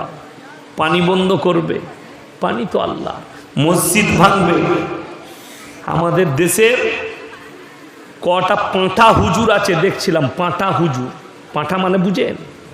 বুদ্ধি শুদ্ধি হয় না, যেখানে সেখানে গুঁতো মেরে দেয়। তো শুনছিলাম কি বলছে জানেন, আমাদের দেশে মুসলমানকে পশ্চিমবাংলায় ভয় খাওয়ানো হচ্ছে। উত্তরপ্রদেশে এনডিএ সরকার আছে, গুজরাটে এনডিএ সরকার আছে, আসামে এনডিএ সরকার আছে, মুসলমানের উপরে অত্যাচার হয় না। ওই পাঁঠাকে বলবো, তুমি প্লেনে যাচ্ছ আর প্লেনে আসছো, তুমি কিছুই খবর রাখো না। মুসলমানের উপরে বুলডোজার চালানো হচ্ছে উত্তরপ্রদেশে, অনেকে জানে না। অবৈধভাবে মসজিদকে গুড়িয়ে দিয়েছে যোগী সরকার। শুধু তাই নয়, মুসলমানদেরকে এনকাউন্টার করা হচ্ছে, মুসলমানদের ঘর ভাঙা হচ্ছে। অথচ ওপেন ভিডিও পেয়েছি, মসজিদে লাথ মেরেছে রামনবমীর দিনে, মসজিদে উল্টো পাল্টা ভাবে ভাষা স্লোগান দিয়েছে। আমার কষ্ট এক জায়গায়, আমাদের দেশের কিছু অশুভ লোক, তাতে হিন্দুদের হোক আর মুসলিমদের হোক, এক শ্রেণীর অশুভ লোক, এরা দাঙ্গা ফাসাদ করতে চায়। একটা মুসলমান ভাইও কোনোদিন কোন মসজিদের সামনে ঈদের দিনে গিয়ে বলেছে নারাই তো, মন্দিরের সামনে নারাই তকবীর আল্লাহু আকবার কথা বলেন না? আমরা নিষেধ করি, কখনো কেউ কি কষ্ট দিও না, কখনো কষ্ট দিও না। এমনকি কোরবানির দিনে, কোরবানির আগে থানায় মিটিং ডাকা হয়, ইমাম দিকে ডাকা হয়, হয় না? হয় না? কথা বলেন ইমাম সাহেব। কেন? আপনারা গিয়ে আপনার কওমকে, মুসলমান দিকে বুঝাবেন তারা যেন গরুটা লুকিয়ে করে, কেউ কি কষ্ট না দেয়। আত্মীয় বাড়িতে মাংস পাঠাবে, তারা যেন প্যাক করে পাঠায় ভালো করে। আপনি জানেন বড় কষ্ট লাগে, মসজিদের সামনে এসে বলছে देश के गद्दारों को गोली मारो सालों को। देश के गद्दार कौन है ये तो पहले चूज कर लो। मस्जिद के सामने स्लोगान देना, मस्जिद के सामने ये कहना, किसको कह रहे हैं भाई? আমি প্রত্যেকটা হিন্দু ভাইকে বলবো, এই ধরনের রামের ভক্তর কাছ থেকে তোমরা দূরে থাকবে। কোন মুসলমান মৌলবি আজ পর্যন্ত শ্রী রামজিকে নিয়ে কোনো উল্টো পাল্টা কোনো মৌলবি বক্তব্য দেয়নি, ঠিক কিনা কথা বলে? আমরা কোনোদিন খারাপ ভাষা ব্যবহার করিনি। কেন? ইসলাম শিক্ষা দেয়নি কোন ধর্মকে গালি দাও, কোন ধর্মের বিরুদ্ধে আচরণ করো। আমার নবীজি শিক্ষা দেয়নি নারাই তাকবীর বলে কারুর মন্দির ভাঙো, নারাই তাকবীর বলে কেউ কি কতল করো। কখনো আমরা পারবো না। বড় কষ্টের বিষয়, মুসলমানকে কেউ ভয় খাওয়াতে চাইছে। আমি মিডিয়াতে দেখছিলাম, বলছে আরে हिंदुस्तान में सबसे ज्यादा मुसलमान बंगाल में है, पश्चिम बांग्लाয় 27%। গোটা ভারতবর্ষে একটা মিডিয়া রিপাবলিক টিভির অ্যাঙ্কারের নাম হচ্ছে আমির সোহেল, তাকে মুসলমান বললে আপনার ইমান চলে যাবে। সে দেখাচ্ছে पूरे हिंदुस्तान में 19% मुसलमान है, 19%। আমি যখন, আমার আব্বা যখন স্কুলে গেছে তখনও শুনেছে 19%। আমি যখন গেলাম স্কুলে আমি শুনলাম 19%। আমার বিটি এখন স্কুলে যাচ্ছে, ক্লাস 6-এ পড়ে, 7-এ পড়ে, সেও শুনছে 19%। আমার বিটি বলছে বাপ আব্বা আমরা ভারতে 19%। আমি বললাম হ্যাঁ মা, আমরা হিজড়ে আমাদের ছেলে হয়নি। কথা বুঝতে পারেন? 19% কেন? এদিকে বলে এরা 19%, এদের ছেলে পেলে। আবার ওরাই বলছে দাঁড়িয়ে, আরে মুসলমানদের জানো 10টা 12টা করে ছেলে। কি করবো বে, গরুর গোশ খাই তো আমাদের হয়ে যায়, তু খা তরু হবে। বড় কষ্টের বিষয় আমাদের দেশের, আমি নাম করব না, অশুভ লোক বক্তব্য দিতে গিয়ে আমাদেরকে মুসলমানকে জানোয়ার আখ্যা দিয়েছে। জানেন যে ज्यादा खाना खाना और ज्यादा बच्चा पैदा करना ये जानवर का काम है। তার নাম লুব না, কিন্তু কষ্ট কোথায় জানেন? রবীন্দ্রনাথ ঠাকুর, কবিগুরু রবীন্দ্রনাথ ঠাকুর বাপের 9 নম্বর সন্তান। তেনার আব্বা কি ছিলেন? আমাদের দেশের প্রধানমন্ত্রী ছিল, বাপের 5 নম্বর সন্তান। মোদিজির আব্বাজি কি ছিলেন? কষ্ট ওই জায়গায় লাগে। একটা মিডিয়া এদের হিম্মত নেই। मैं हिंदुस्तान के सारे मीडिया वालों को कहना चाहता हूं, मोदी जी हमारे देश के प्रधानमंत्री पार्लियामेंट में खड़ा होकर ये कहा कि मुसलमान अपने बीवियों के ऊपर बहुत ज्यादती करती है, ज्यादत करते हैं और इसके ऊपर ये लोग जुल्म करते हैं मुसलमान। এই কথাটা মোদিজি বলেছেন পার্লামেন্টে দাঁড়িয়ে। और ये लोग तलाक देके बीवी को भगा देते हैं। एक एक मुसलमान, আসামের মুখ্যমন্ত্রী, আমার কাছে ভিডিও রেকর্ডিং আছে, তিনি হচ্ছেন হিমন্ত বিশ্ব শর্মাজি। তিনি বলেছেন मुसलमान 4-4 शादियां करते हैं और इसके ऊपर भी आईन लागू होनी चाहिए। আমাদের কাছে এসছে ভিডিও।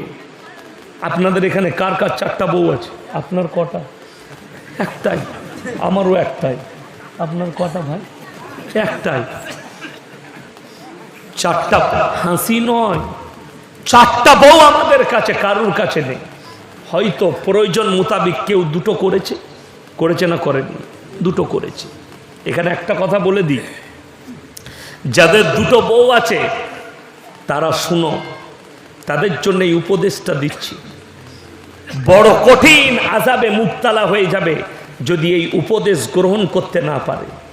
নিজের মন চায় জিন্দেগি ইসলামে নাই, রব চাই আল্লাহর চাওয়া জিন্দেগিতে আপনাকে গুজার করতে হবে, ঠিক কিনা কথা বলে?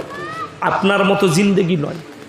কেউ যদি 2টো বিবি রাখে, শরীয়তে জায়েজ আছে, কিন্তু 2টো বিবিকে সমান চোখে দেখতে হবে। একটা বিবিকে যদি 30 টাকা কেজি চাল খাওয়াও আর একটা বিবিকে 20 টাকা, ফার্স্ট কাতারে তাহাজ্জুদ পড়লেও কেলানি খাবে, লেকে নিয়ে যাও, মার খাবে, রেহাই না। কাবা ঘরে যদি তাহাজ্জুদ পড়ো তারপরেও তুমি রেহাই পাবে না। তুমি যদি 5 বার হজ করো আর উমরা করো, রেহাই পাবে না। এটা হচ্ছে শরীয়ত, ইসলাম, ছেলে খেলার জায়গা নয়। ওই জন্য কোরআনে আছে, তোমরা যদি একের অধিক বিবাহ করতে চাও, তোমার মনে যদি সন্দেহ হয় 2টো বিবিকে আমি সমান চোখে দেখতে পারবো না, তোমার জন্য একটাই বিবি যথেষ্ট। জোরে বলুন সুবহানাল্লাহ। মনকে জিজ্ঞেস করুন। আর এই যুগটা, যে যুগটা এসছে, আমরা কখনো 2টো বিবিকে সমান চোখে দেখতে পারবো না। ওই জন্য একটাই যথেষ্ট। ওই জন্য বেশিরভাগ মুসলমানের কটা করে বিবি? একটা করে। আর আমি প্রমাণ দেবো, हिंदुस्तान के जितने कुत्ता मीडिया वाले हो, हमारे साथ, हमारे जैसे मौलवी के साथ एक मर्तबा बैठो। আমাদের মতো মৌলবীকে ডাকবে না, জাজিস আনসারীর মতো মৌলবীকে ডাকবে না। কেন? আমাদের সামনে তাদের কিচ্ছু শিক্ষা চলবে না। আমরা বিক্রি হওয়া মৌলবী নয়। আমি 18 থেকে 20,000 জলসার ভেতরে 1000 বার দাওয়াত দিয়েছি। আঞ্জানা আমকসব, রিপাবলিক টিভি, আঞ্জানা আমকসব আছে, আপনার রুবিকা লিয়াকত, আর যতজন আছে, আপনার যতগুলো হারামখোর আছে, এক মর্তবা हमारे साथ बैठ जाओ, हम तुम्हें इस्लाम समझाएंगे। মুসলমান যারা 2টো বউ রেখেছে से तो हलाल पंथाई विवाह करे रेखेছে। और हम देश के इतने अच्छे अच्छे लोग को दिखा देंगे, नेता और मंत्री दिखा देंगे, घर में बीवी है और दूसरे जगह पे गर्लफ्रेंड रखा हुआ है। আমি বললে নেতারা খুঁজবে, মালটা সালা ধরলো কি করে আমাদের গার্লফ্রেন্ড আছে। আমি তো জানি ওই গার্লফ্রেন্ডটা হচ্ছে আই লাভ ইউ। আপনারা দেখতে পাবেন, আমি বলবো না। পার্থবাবু জেলে আছেন, উনার গার্লফ্রেন্ডের নাম কি কি জানো? অর্পিতা। কত সুন্দর গার্লফ্রেন্ড, তাই না? আমরা বলিনি, মিডিয়া প্রকাশ করেছে, তোমরা প্রকাশ করেছো, আমরা জানি না। তার গার্লফ্রেন্ড, তার সঙ্গে আফের, তিনার বিবি আছে, বাল বাচ্চা আছে, তারপরেও বড় কষ্ট লাগে। একটা মুসলমান তো বিবাহ করে হালাল হালাল রেখেছে, ঠিক কিনা কথা বলে? সে কি করেছে? হালাল বিবি রেখেছে। আমার ভাই, এখানে আর একটা কথা শুনেলেন, আমাদের মধ্যে সব থেকে বেশি দুর্নীতি যেটা শুরু হয়েছে সমাজের বুকে, সেই দুর্নীতিটা আমি বলে দিই, সম্পত্তি নিয়ে। সমাজে আমাদের দেশে অনেক লোক আছে, কেউ বিটিকে জমি লিখে দিচ্ছে, সম্পত্তি লিখে দিচ্ছে, বেটাকে ফাঁকি দিচ্ছে, কেউ বেটাকে দিচ্ছে, বিটিকে ফাঁকি দিচ্ছে। শুনেলেন, কিয়ামতের দিনে আল্লাহ হিসেব নেবেন, সব থেকে কঠিন হিসেব হবে বান্দার হকে। তুমি যদি কারো হক মেরে থাকো, তার হিসেব হবে। ছেলে যদি বাপের, বাপ যদি ছেলের, মা যদি মেয়ের, মেয়ে যদি মায়ের, কেউ যদি হক মেরে থাকে, তার হিসেব আল্লাহ কঠিন নিবে। তুমি নামাজে সাকসেসফুল, ইবাদতে সাকসেসফুল, কিন্তু যদি তুমি কারো হক মেরে থাকো, কিয়ামতের দিনে তুমি আটকিয়ে যাবে, আমার আল্লাহ আটকিয়ে দিবেন। ওই জন্য কেউ কারো হক মারবো না, জোরে বলুন ইনশাআল্লাহ। বেটার সম্পত্তি বেটাকে বুঝিয়ে দেন, মেয়ের সম্পত্তি মেয়েকে বুঝিয়ে দেন। অনেক মানুষ অভিযোগ করে, আমার ছেলে আমাকে ভাত দেয়নি, ওই জন্য তাকে জমি দেয়নি। এটা কিন্তু ইসলামে টিকবে না, ধাপেতে এই কথা টিকবে না।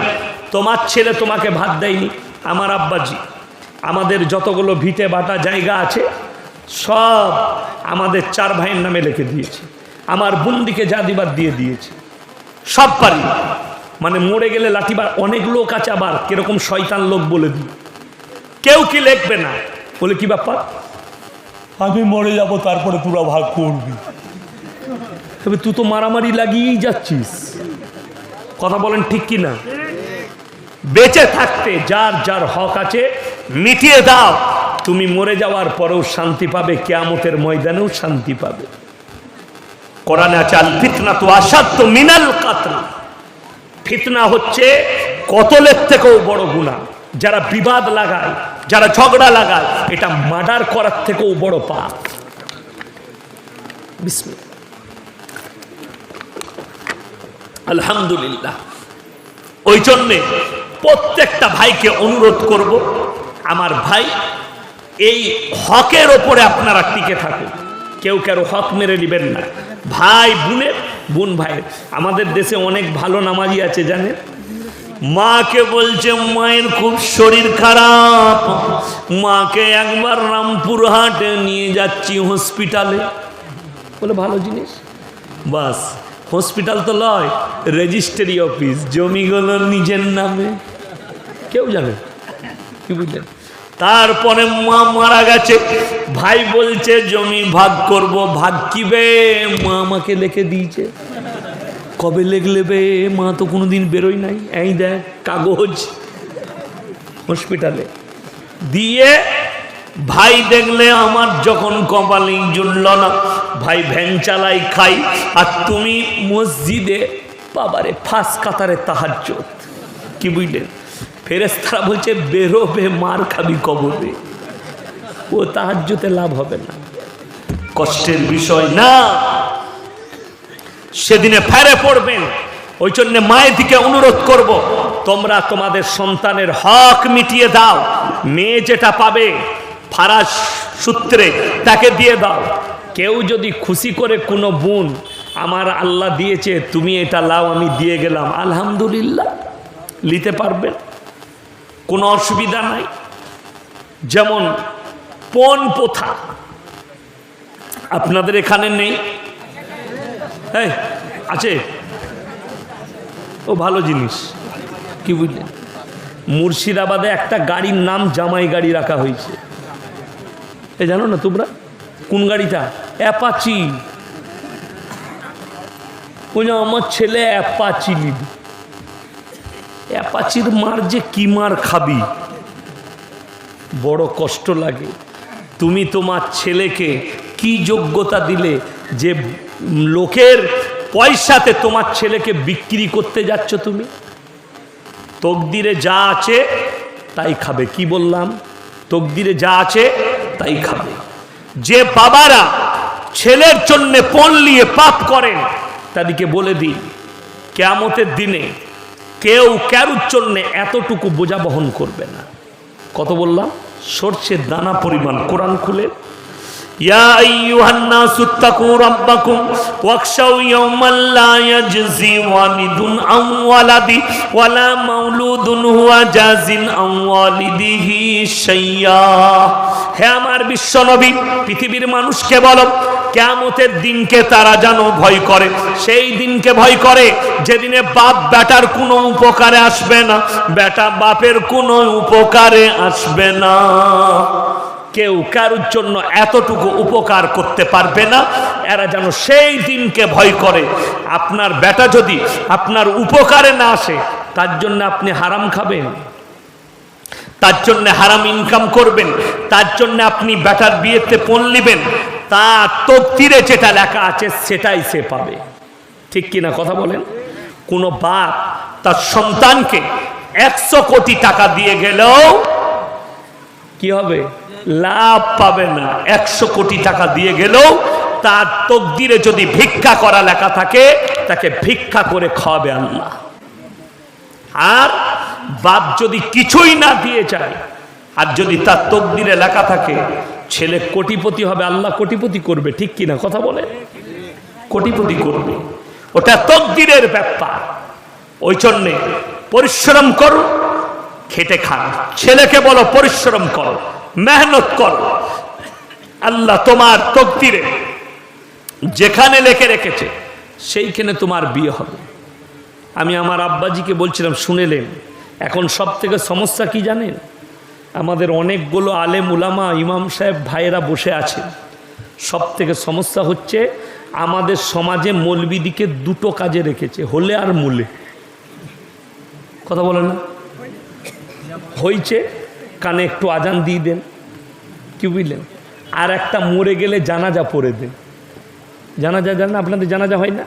জানাজা বাকি বলে বাকি সব আমরা বুঝে নেবো। সেদিনে একটা ছেলে ফোন করেছে, বলছে মৌলী সাহেব মুর্শিদাবাদে আমি বিয়ের দিন ঠিক করতে এসেছি রোজার আগে।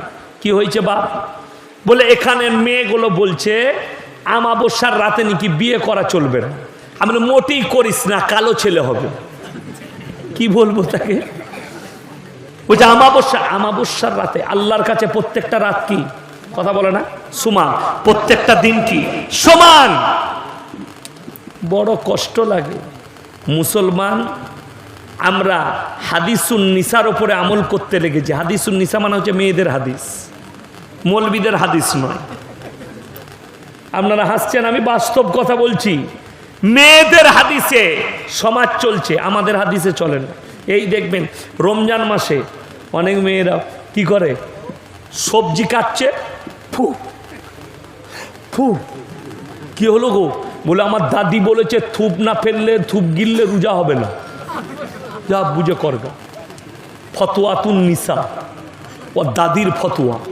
আমরা মৌলবীরা যেমন এই রমজান মাসে মেয়েদের ফতোয়া জানেন, অনেক ছেলেরা ফেরে পড়ে আছে, জানি না কে কে আছে, ফতোয়া দেয়। ও তুমি জানো না স্বামী স্ত্রী রমজান মাসে এক কাছে শুতে না? কোথায় পেলি? আমরা মৌলবীরা তো বউকে জড়িয়ে ধরে শুই। কে শুই জানি না, আমি তবে গলায় হাত দিয়ে শুই। যদি বলেন কেন? আমার ভাই, শর্ত রোজা ভাঙার জন্য ওটা নয়, বিছানা আলাদা নয়। অনেক মুসলমান এই গলতফেমি এবং এই মেয়েদের হাদিসের দ্বারা বিপদগ্রস্ত হচ্ছে। এগুলো কুসংস্কার, ইসলাম কোরআন হাদিস বিরোধী কথা, কখনো নয়। তোমাকে যেটা থেকে বাঁচতে হবে সেটা হচ্ছে স্ত্রী মিলন থেকে বাঁচতে হবে। এটা হচ্ছে রোজা ভাঙার কারণ। কখন? তাও দিনের বেলায় শাহাদি খাওয়ার পরে। কেউ যদি রমজান মাসে ভালো মন্দ খাচ্ছেন, কেউ যদি ইফতারি করে রাত্রে আপনার তারাবির পরে যদি কারোর মনে হয় যে আমি আজকে উত্তেজিত হলো, স্ত্রীর সঙ্গে মিলন করতে চান, 100% জায়েজ আছে, কোনো অসুবিধা নেই, কিন্তু শাহরির আগে গোসল করে নেবেন। কিসের আগে বললাম? শাহরির আগে। স্ত্রী করবে। আপনার অনেক মেয়েরা বলবে, অনেক ছেলেরা, মেয়ে ছেলের মাথার চুল শুকনো থাকলে, ভিজে থাকলে শরীর খারাপ করবে। বাস্তব জিনিস, মেশিন উঠেছে, চুল শুকানো মেশিন কিনে নাও, 400-500 টাকা দাম, সঙ্গে সঙ্গে চুল শুকিয়ে যাবে। অনেক যুবকরা মনে মনে করছে শালা কালকেই কিনবো, তাই না? আল্লাহ হেফাজত করুক। আমার ভাই, আমি আপনাদেরকে প্রসেস বললাম, আপনি প্রসেসটা ইস্তেমাল করতে পারেন, এর মধ্যে হারাম হবে না। কিন্তু আমার ভাই শুনেলেন, কখনো মেয়েদের ফতোয়ায় চলবেন না, নারীদের ফতোয়া নেবেন না, আপনি বিপদগ্রস্ত হবেন, বিপদে পড়বেন। মৌলবীদের কাছে আপনার ইমাম আছে, ইমামের কাছে স্টাডি করবেন। বড় জান্নেওয়ালা আলেমের কাছে, যার ফোন নম্বর আছে, তার কাছে স্টাডি করবেন। আপনার পাশে মাদ্রাসা আছে, মাদ্রাসার পরে মাদ্রাসা আছে, আপনি স্টাডি করবেন। ভগলদিঘি মাদ্রাসা, লোহাপুর মাদ্রাসা, বড় বড় শেখরা আছেন যিনারা বুখারী, তিরমিজি, আবু দাউদ পড়ায়, ইনাদের কাছে যাবেন, ইনাদের কাছে স্টাডি করবেন। আপনি সহিটা পাবেন, গলত পাবেন না। মেয়েদের কথা শুনলে রবিবার বাঁশ কাটতে পাবেন না। কথাটা বুঝতে পেরেছেন না? পারেন? হ্যাঁ, ফতোয়া দিয়ে দিবে, আর আপনাকে ওটাই মানতে হবে। তা না হলে, আমি আমার আব্বাজিকে বলছিলাম যে এখনো পর্যন্ত আমার আব্বাজি কতদিন বায়ান করছে জানেন? 50 বছর। কত বললাম? 50। 77-78 বছর বয়স হলো, 50 বছর পশ্চিমবাংলার মাটিতে বায়ান করছে। মাদ্রাসায় বসেছিল, আমি বলছিলাম এখনো পর্যন্ত কিন্তু আপনি এতদিন বায়ান করলেন, আমার মুর্তজা সাহেব মরহুম বাবাজি দুনিয়া ছেড়ে চলে গেলেন, মেয়েদের মরা ঘর বন্ধ করা গেল না। আপনাদের এখানে মরা ঘরে ভিড় কার বেশি হয়, মেয়েদের না ছেলেদের? হ্যাঁ, মেয়েদের। আচ্ছা আপনারা বলুন, ছেলেরা এসে জানাজার নামাজ পড়ে মাটি দিলে বেশি নেকি, না মেয়েরা এসে ভিড় করলে বেশি নেকি? কথা বলেন না? ছেলেরা। কোথাকার কে মরেছে জানেন? কোথায়? লোহাপুরে মরেছে। ভগলদিঘি থেকে গাড়ি যাচ্ছে, ও ঠিক শাড়ি পরে গাড়িতে চেপ পড়ল। বেটা বলছে কোথায় যাচ্ছ গো? কোথায় যাচ্ছিস? জানিস না তোর কে হয়? কে গো? তোর বাপের ফুপুর অমুকের তমুক করে একটা কুটুম বলে দিল। ও জানে না কে মরেছে। যখন গাড়িতে যাচ্ছে গল্প করতে করতে লোহাপুরে ডুবছে, তখন নাক পুষতে আহা কি করে মরল গো।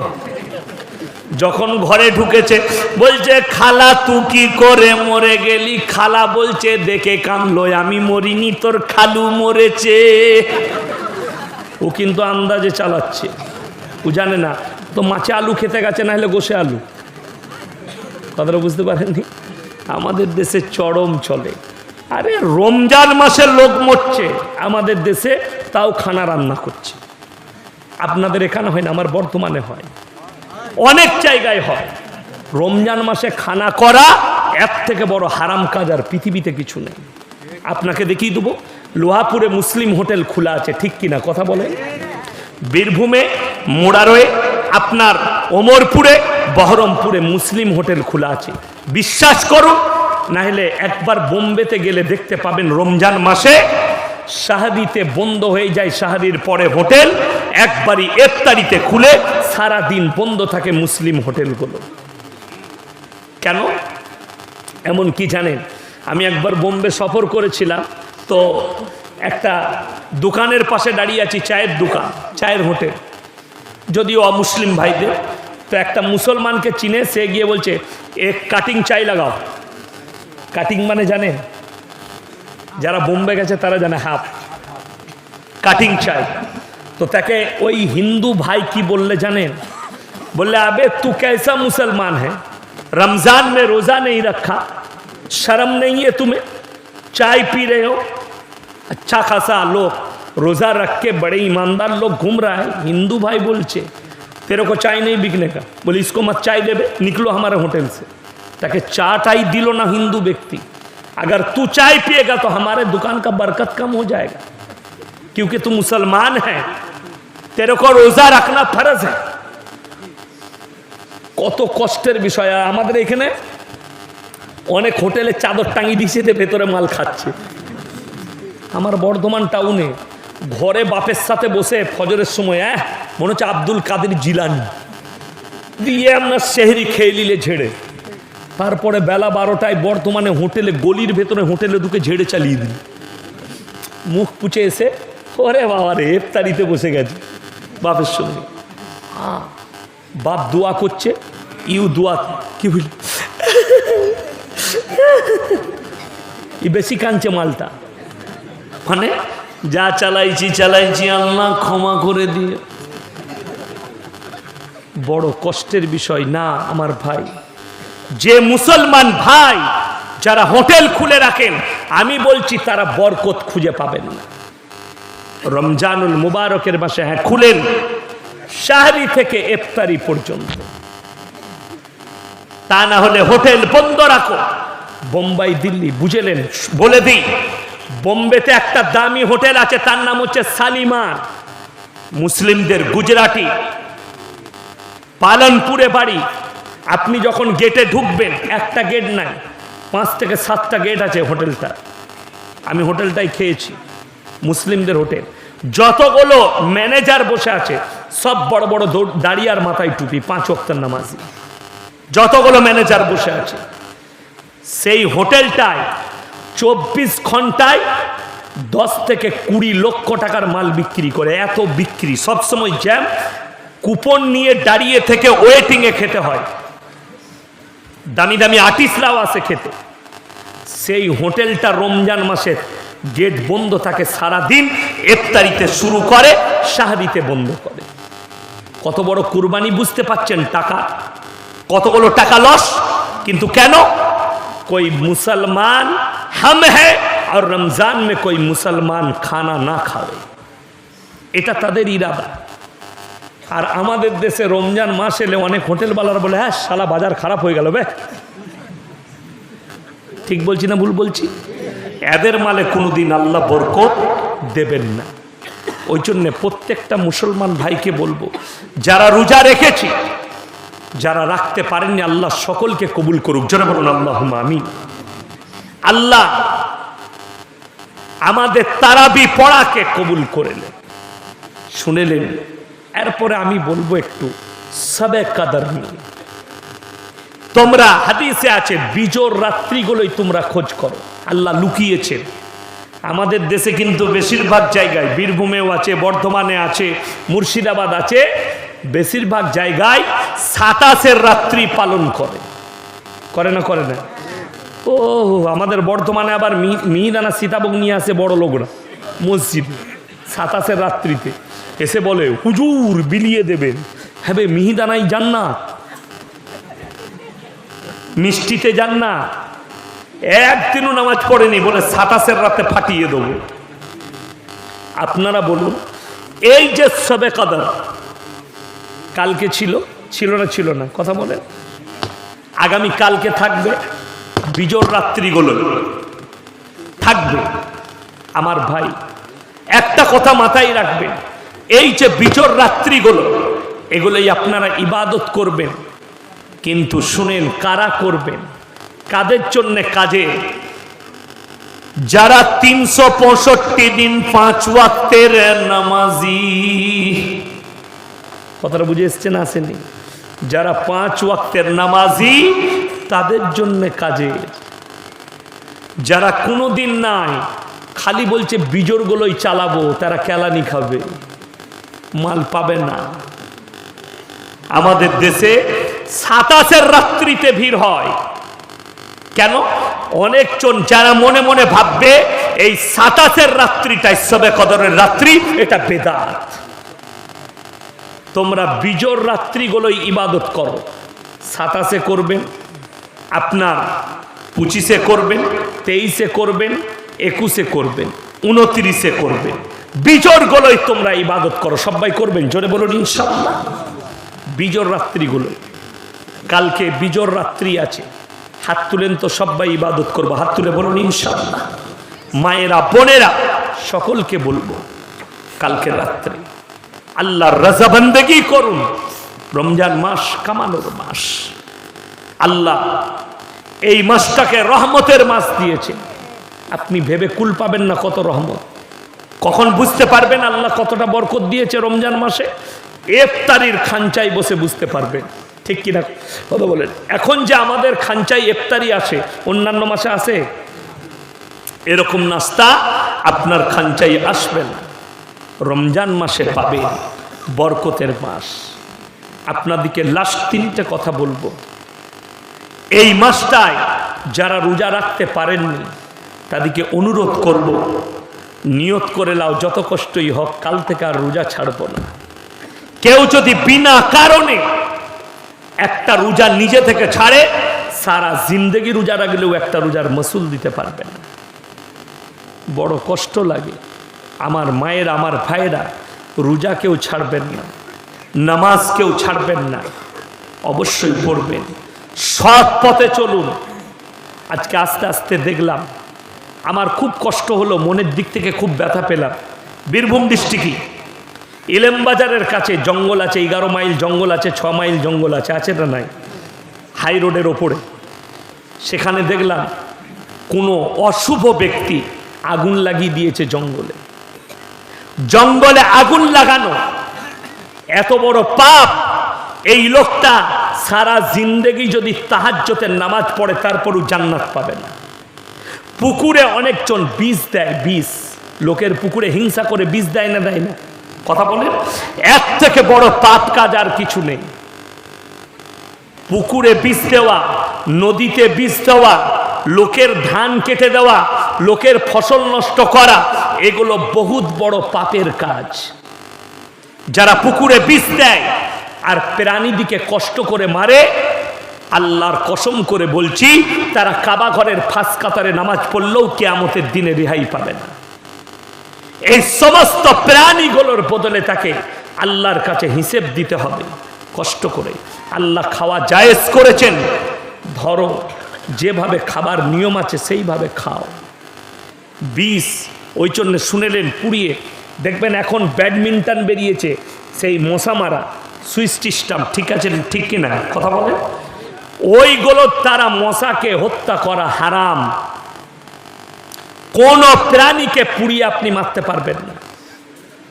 সাপকে মারা জায়েজ আছে, কিন্তু আপনি দেখলেন সাপ একটা গর্তের মধ্যে ঢুকে গেছে, পেট্রোল ঢেলে আগুন ধরিয়ে দিলেন, আপনার পাপ হবে। কখনো এই ধরনের কাজ কোনো প্রাণীকে পুড়িয়ে মারবেন না। কুকুর হোক, বিড়াল হোক, সাপ হোক, বিছে হোক, পুড়িয়ে মারবেন না। ইসলাম নিষেধ করেছে পুড়িয়ে মারা। কত বড় পাপ জানেন? যারা জঙ্গলে দাবানল লাগিয়ে দেয়, আগুন লাগিয়ে দেয়, এরা কঠিন পাপের মধ্যে মুবতালা হবে। কোন জঙ্গলে, কোন গাছতলায় কেউ আগুন লাগাবেন না। এই ধরে নেন অনেকগুলো গাছ আছে, গুড়াই আছে, অনেক ছেলে, অনেক মানুষ বদমাশি করে আর গাছগুলো, ফসলগুলো নষ্ট হয়ে যায়, আগুন ধরিয়ে দেয়। জানেন আপনি ওই কাঁচা একটা গাছ, এই যে গাছটা, গাছের প্রাণ আছে না নাই? যারা শিক্ষিত ছেলে আছে তারা জানে, গাছের প্রাণ আছে। এটাকে যদি আগুন দিয়ে কাঁচা গাছটাকে জ্বালিয়ে মারেন, আপনার চরম পাপ হবে। আল্লাহ আমাদের সকলকে হেফাজত করুক, বলুন আমিন। আল্লাহ আমাদের আজকের এই রাত্রিকে আল্লাহ কবুল করুক। আমার ভাই, আমি অনেক দূরের মানুষ। কাল সকালেই আমি বললাম যে আমি প্রত্যেক দিন জলসা করি, কিন্তু রমজান মাসে আমি জলসার দাওয়াত দিই না। বাবুরা ফোন করলো, ভালোবাসে, মহব্বত করে, তো আমি বললাম ঠিক আছে, আমি বীরভূমে থাকবো, ওই দিনে চলে যাব। তাই এলাম আপনাদের ভালোবাসায়, আপনাদের মহব্বতে। আমার ভাই, আপনারা আমার জন্যে দোয়া করবেন, আমার মাদ্রাসার জন্যে দোয়া দিবেন। আলহামদুলিল্লাহ, যারা আমার কয়েকজন ভাই বললেন গেছি পুরসা, বড় মাদ্রাসা আছে, 350 ছেলে বোর্ডিংয়ে খায়, 1 টাকা ফি নাই, সব ফ্রি, 1 টাকাও ফিস নেই, এবং কিছু ছেলে পড়ে চলে যায়। দোয়া করবেন। আমি জায়গা কিনে ফেলেছি, মেয়েদের ক্যাম্পাস তৈরি করছি আধুনিকভাবে, যেখানে শুধুমাত্র মেয়েরা, স্কুলের যারা মেয়ে থাকবে তারা স্কুলেও যেতে পাবে। আমার গ্রামে ঘরের পাশে স্কুল, হাই স্কুল, এইচএস এবং কলেজের মেয়ে থাকলে তাদেরকে কলেজেও ভর্তি করব। গাড়ি করে, আমার গাড়ি করে যাবে, আবার মাদ্রাসা এসে থাকবে ইনশাল্লাহ। আমি জায়গা কিনে ফেলেছি, খুব তাড়াতাড়ি বিল্ডিংয়ের কাজ শুরু করব। আল্লাহ যেন আমাকে কামিয়াবি দেয়, আপনারা দোয়া দিবেন, জোরে বলুন ইনশাল্লাহ। যেখানে আমি আপনাদের সন্তান দিকে জানো দিন এবং দুনিয়া দুটো যেন পাই, দুনিয়ার বেঈমান কাফেরকে ট্যাকেল দিবার জন্য আপনার মেয়ে যেন তৈরি হয়, আপনার সন্তান যেন তৈরি হয়। আমার ভাই, আপনারা আমার জন্য দোয়া করবেন, আমি আপনাদের জন্য দোয়া করি। আল্লাহ আপনাদের জানের মালের ইজ্জতের বরকত দেখ, কারোবারের বরকত দেখ। আমরা মাদ্রাসাওয়ালা, মাদ্রাসা নিয়ে চলি, সব সময় আদায়ে থাকি, মাদ্রাসার আদায় করি, বাকি তো পুরো বছর জলসাই থাকি। ঈদের দিন থেকে আমার আর ডেট খালি নেই। তারপরে আপনার আবার আশ্বিন মাস থেকে আর রোজার প্রথম রমজান পর্যন্ত জলসা আছে 24 সালে, খালি নেই ইনশাল্লাহ। আপনারা আমার জন্যে দোয়া রাখবেন, আমি আপনাদের জন্যে দোয়া রাখি। লাস্টে খালি একটাই কথা বলবো, আপনারা আমার মাদ্রাসার জন্যে যে যা পারবেন স্টেজে দিয়ে যাবেন। আল্লাহ যাকে যেরকম দিয়েছে এই রমজান মাসে যা দিবেন আল্লাহ 70 গুণ নেকিকে বাড়িয়ে দেবেন। আপনারা সদকা, ফিতরা, যাকাত যদি থাকে 10, 20, 50, 100, 500 যে যা পারবেন একটু ইনশাল্লাহ স্টেজে দিয়ে যাবেন। আপনারা আমার জন্য দোয়া রাখুন। আমি সভাপতি সাহেবকে অনুরোধ করছি, উনি লাস্ট দোয়া পড়ে আজকে সভাকে শেষ করবেন। আপনারা আমার না, আপনি না, আমি বয়সে আমার থেকে বড়, সিনিয়র, ওনার জুতো সুজা করারও যোগ্যতা আমার নেই। আল্লাহ তাআলা ওনার হায়াত দারাজ করুক। আমি ওনাকে অনুরোধ করছি, উনি দোয়া দিবেন এবং আপনারা যে যা পারবেন আমার মাদ্রাসার জন্য দিয়ে যাবেন।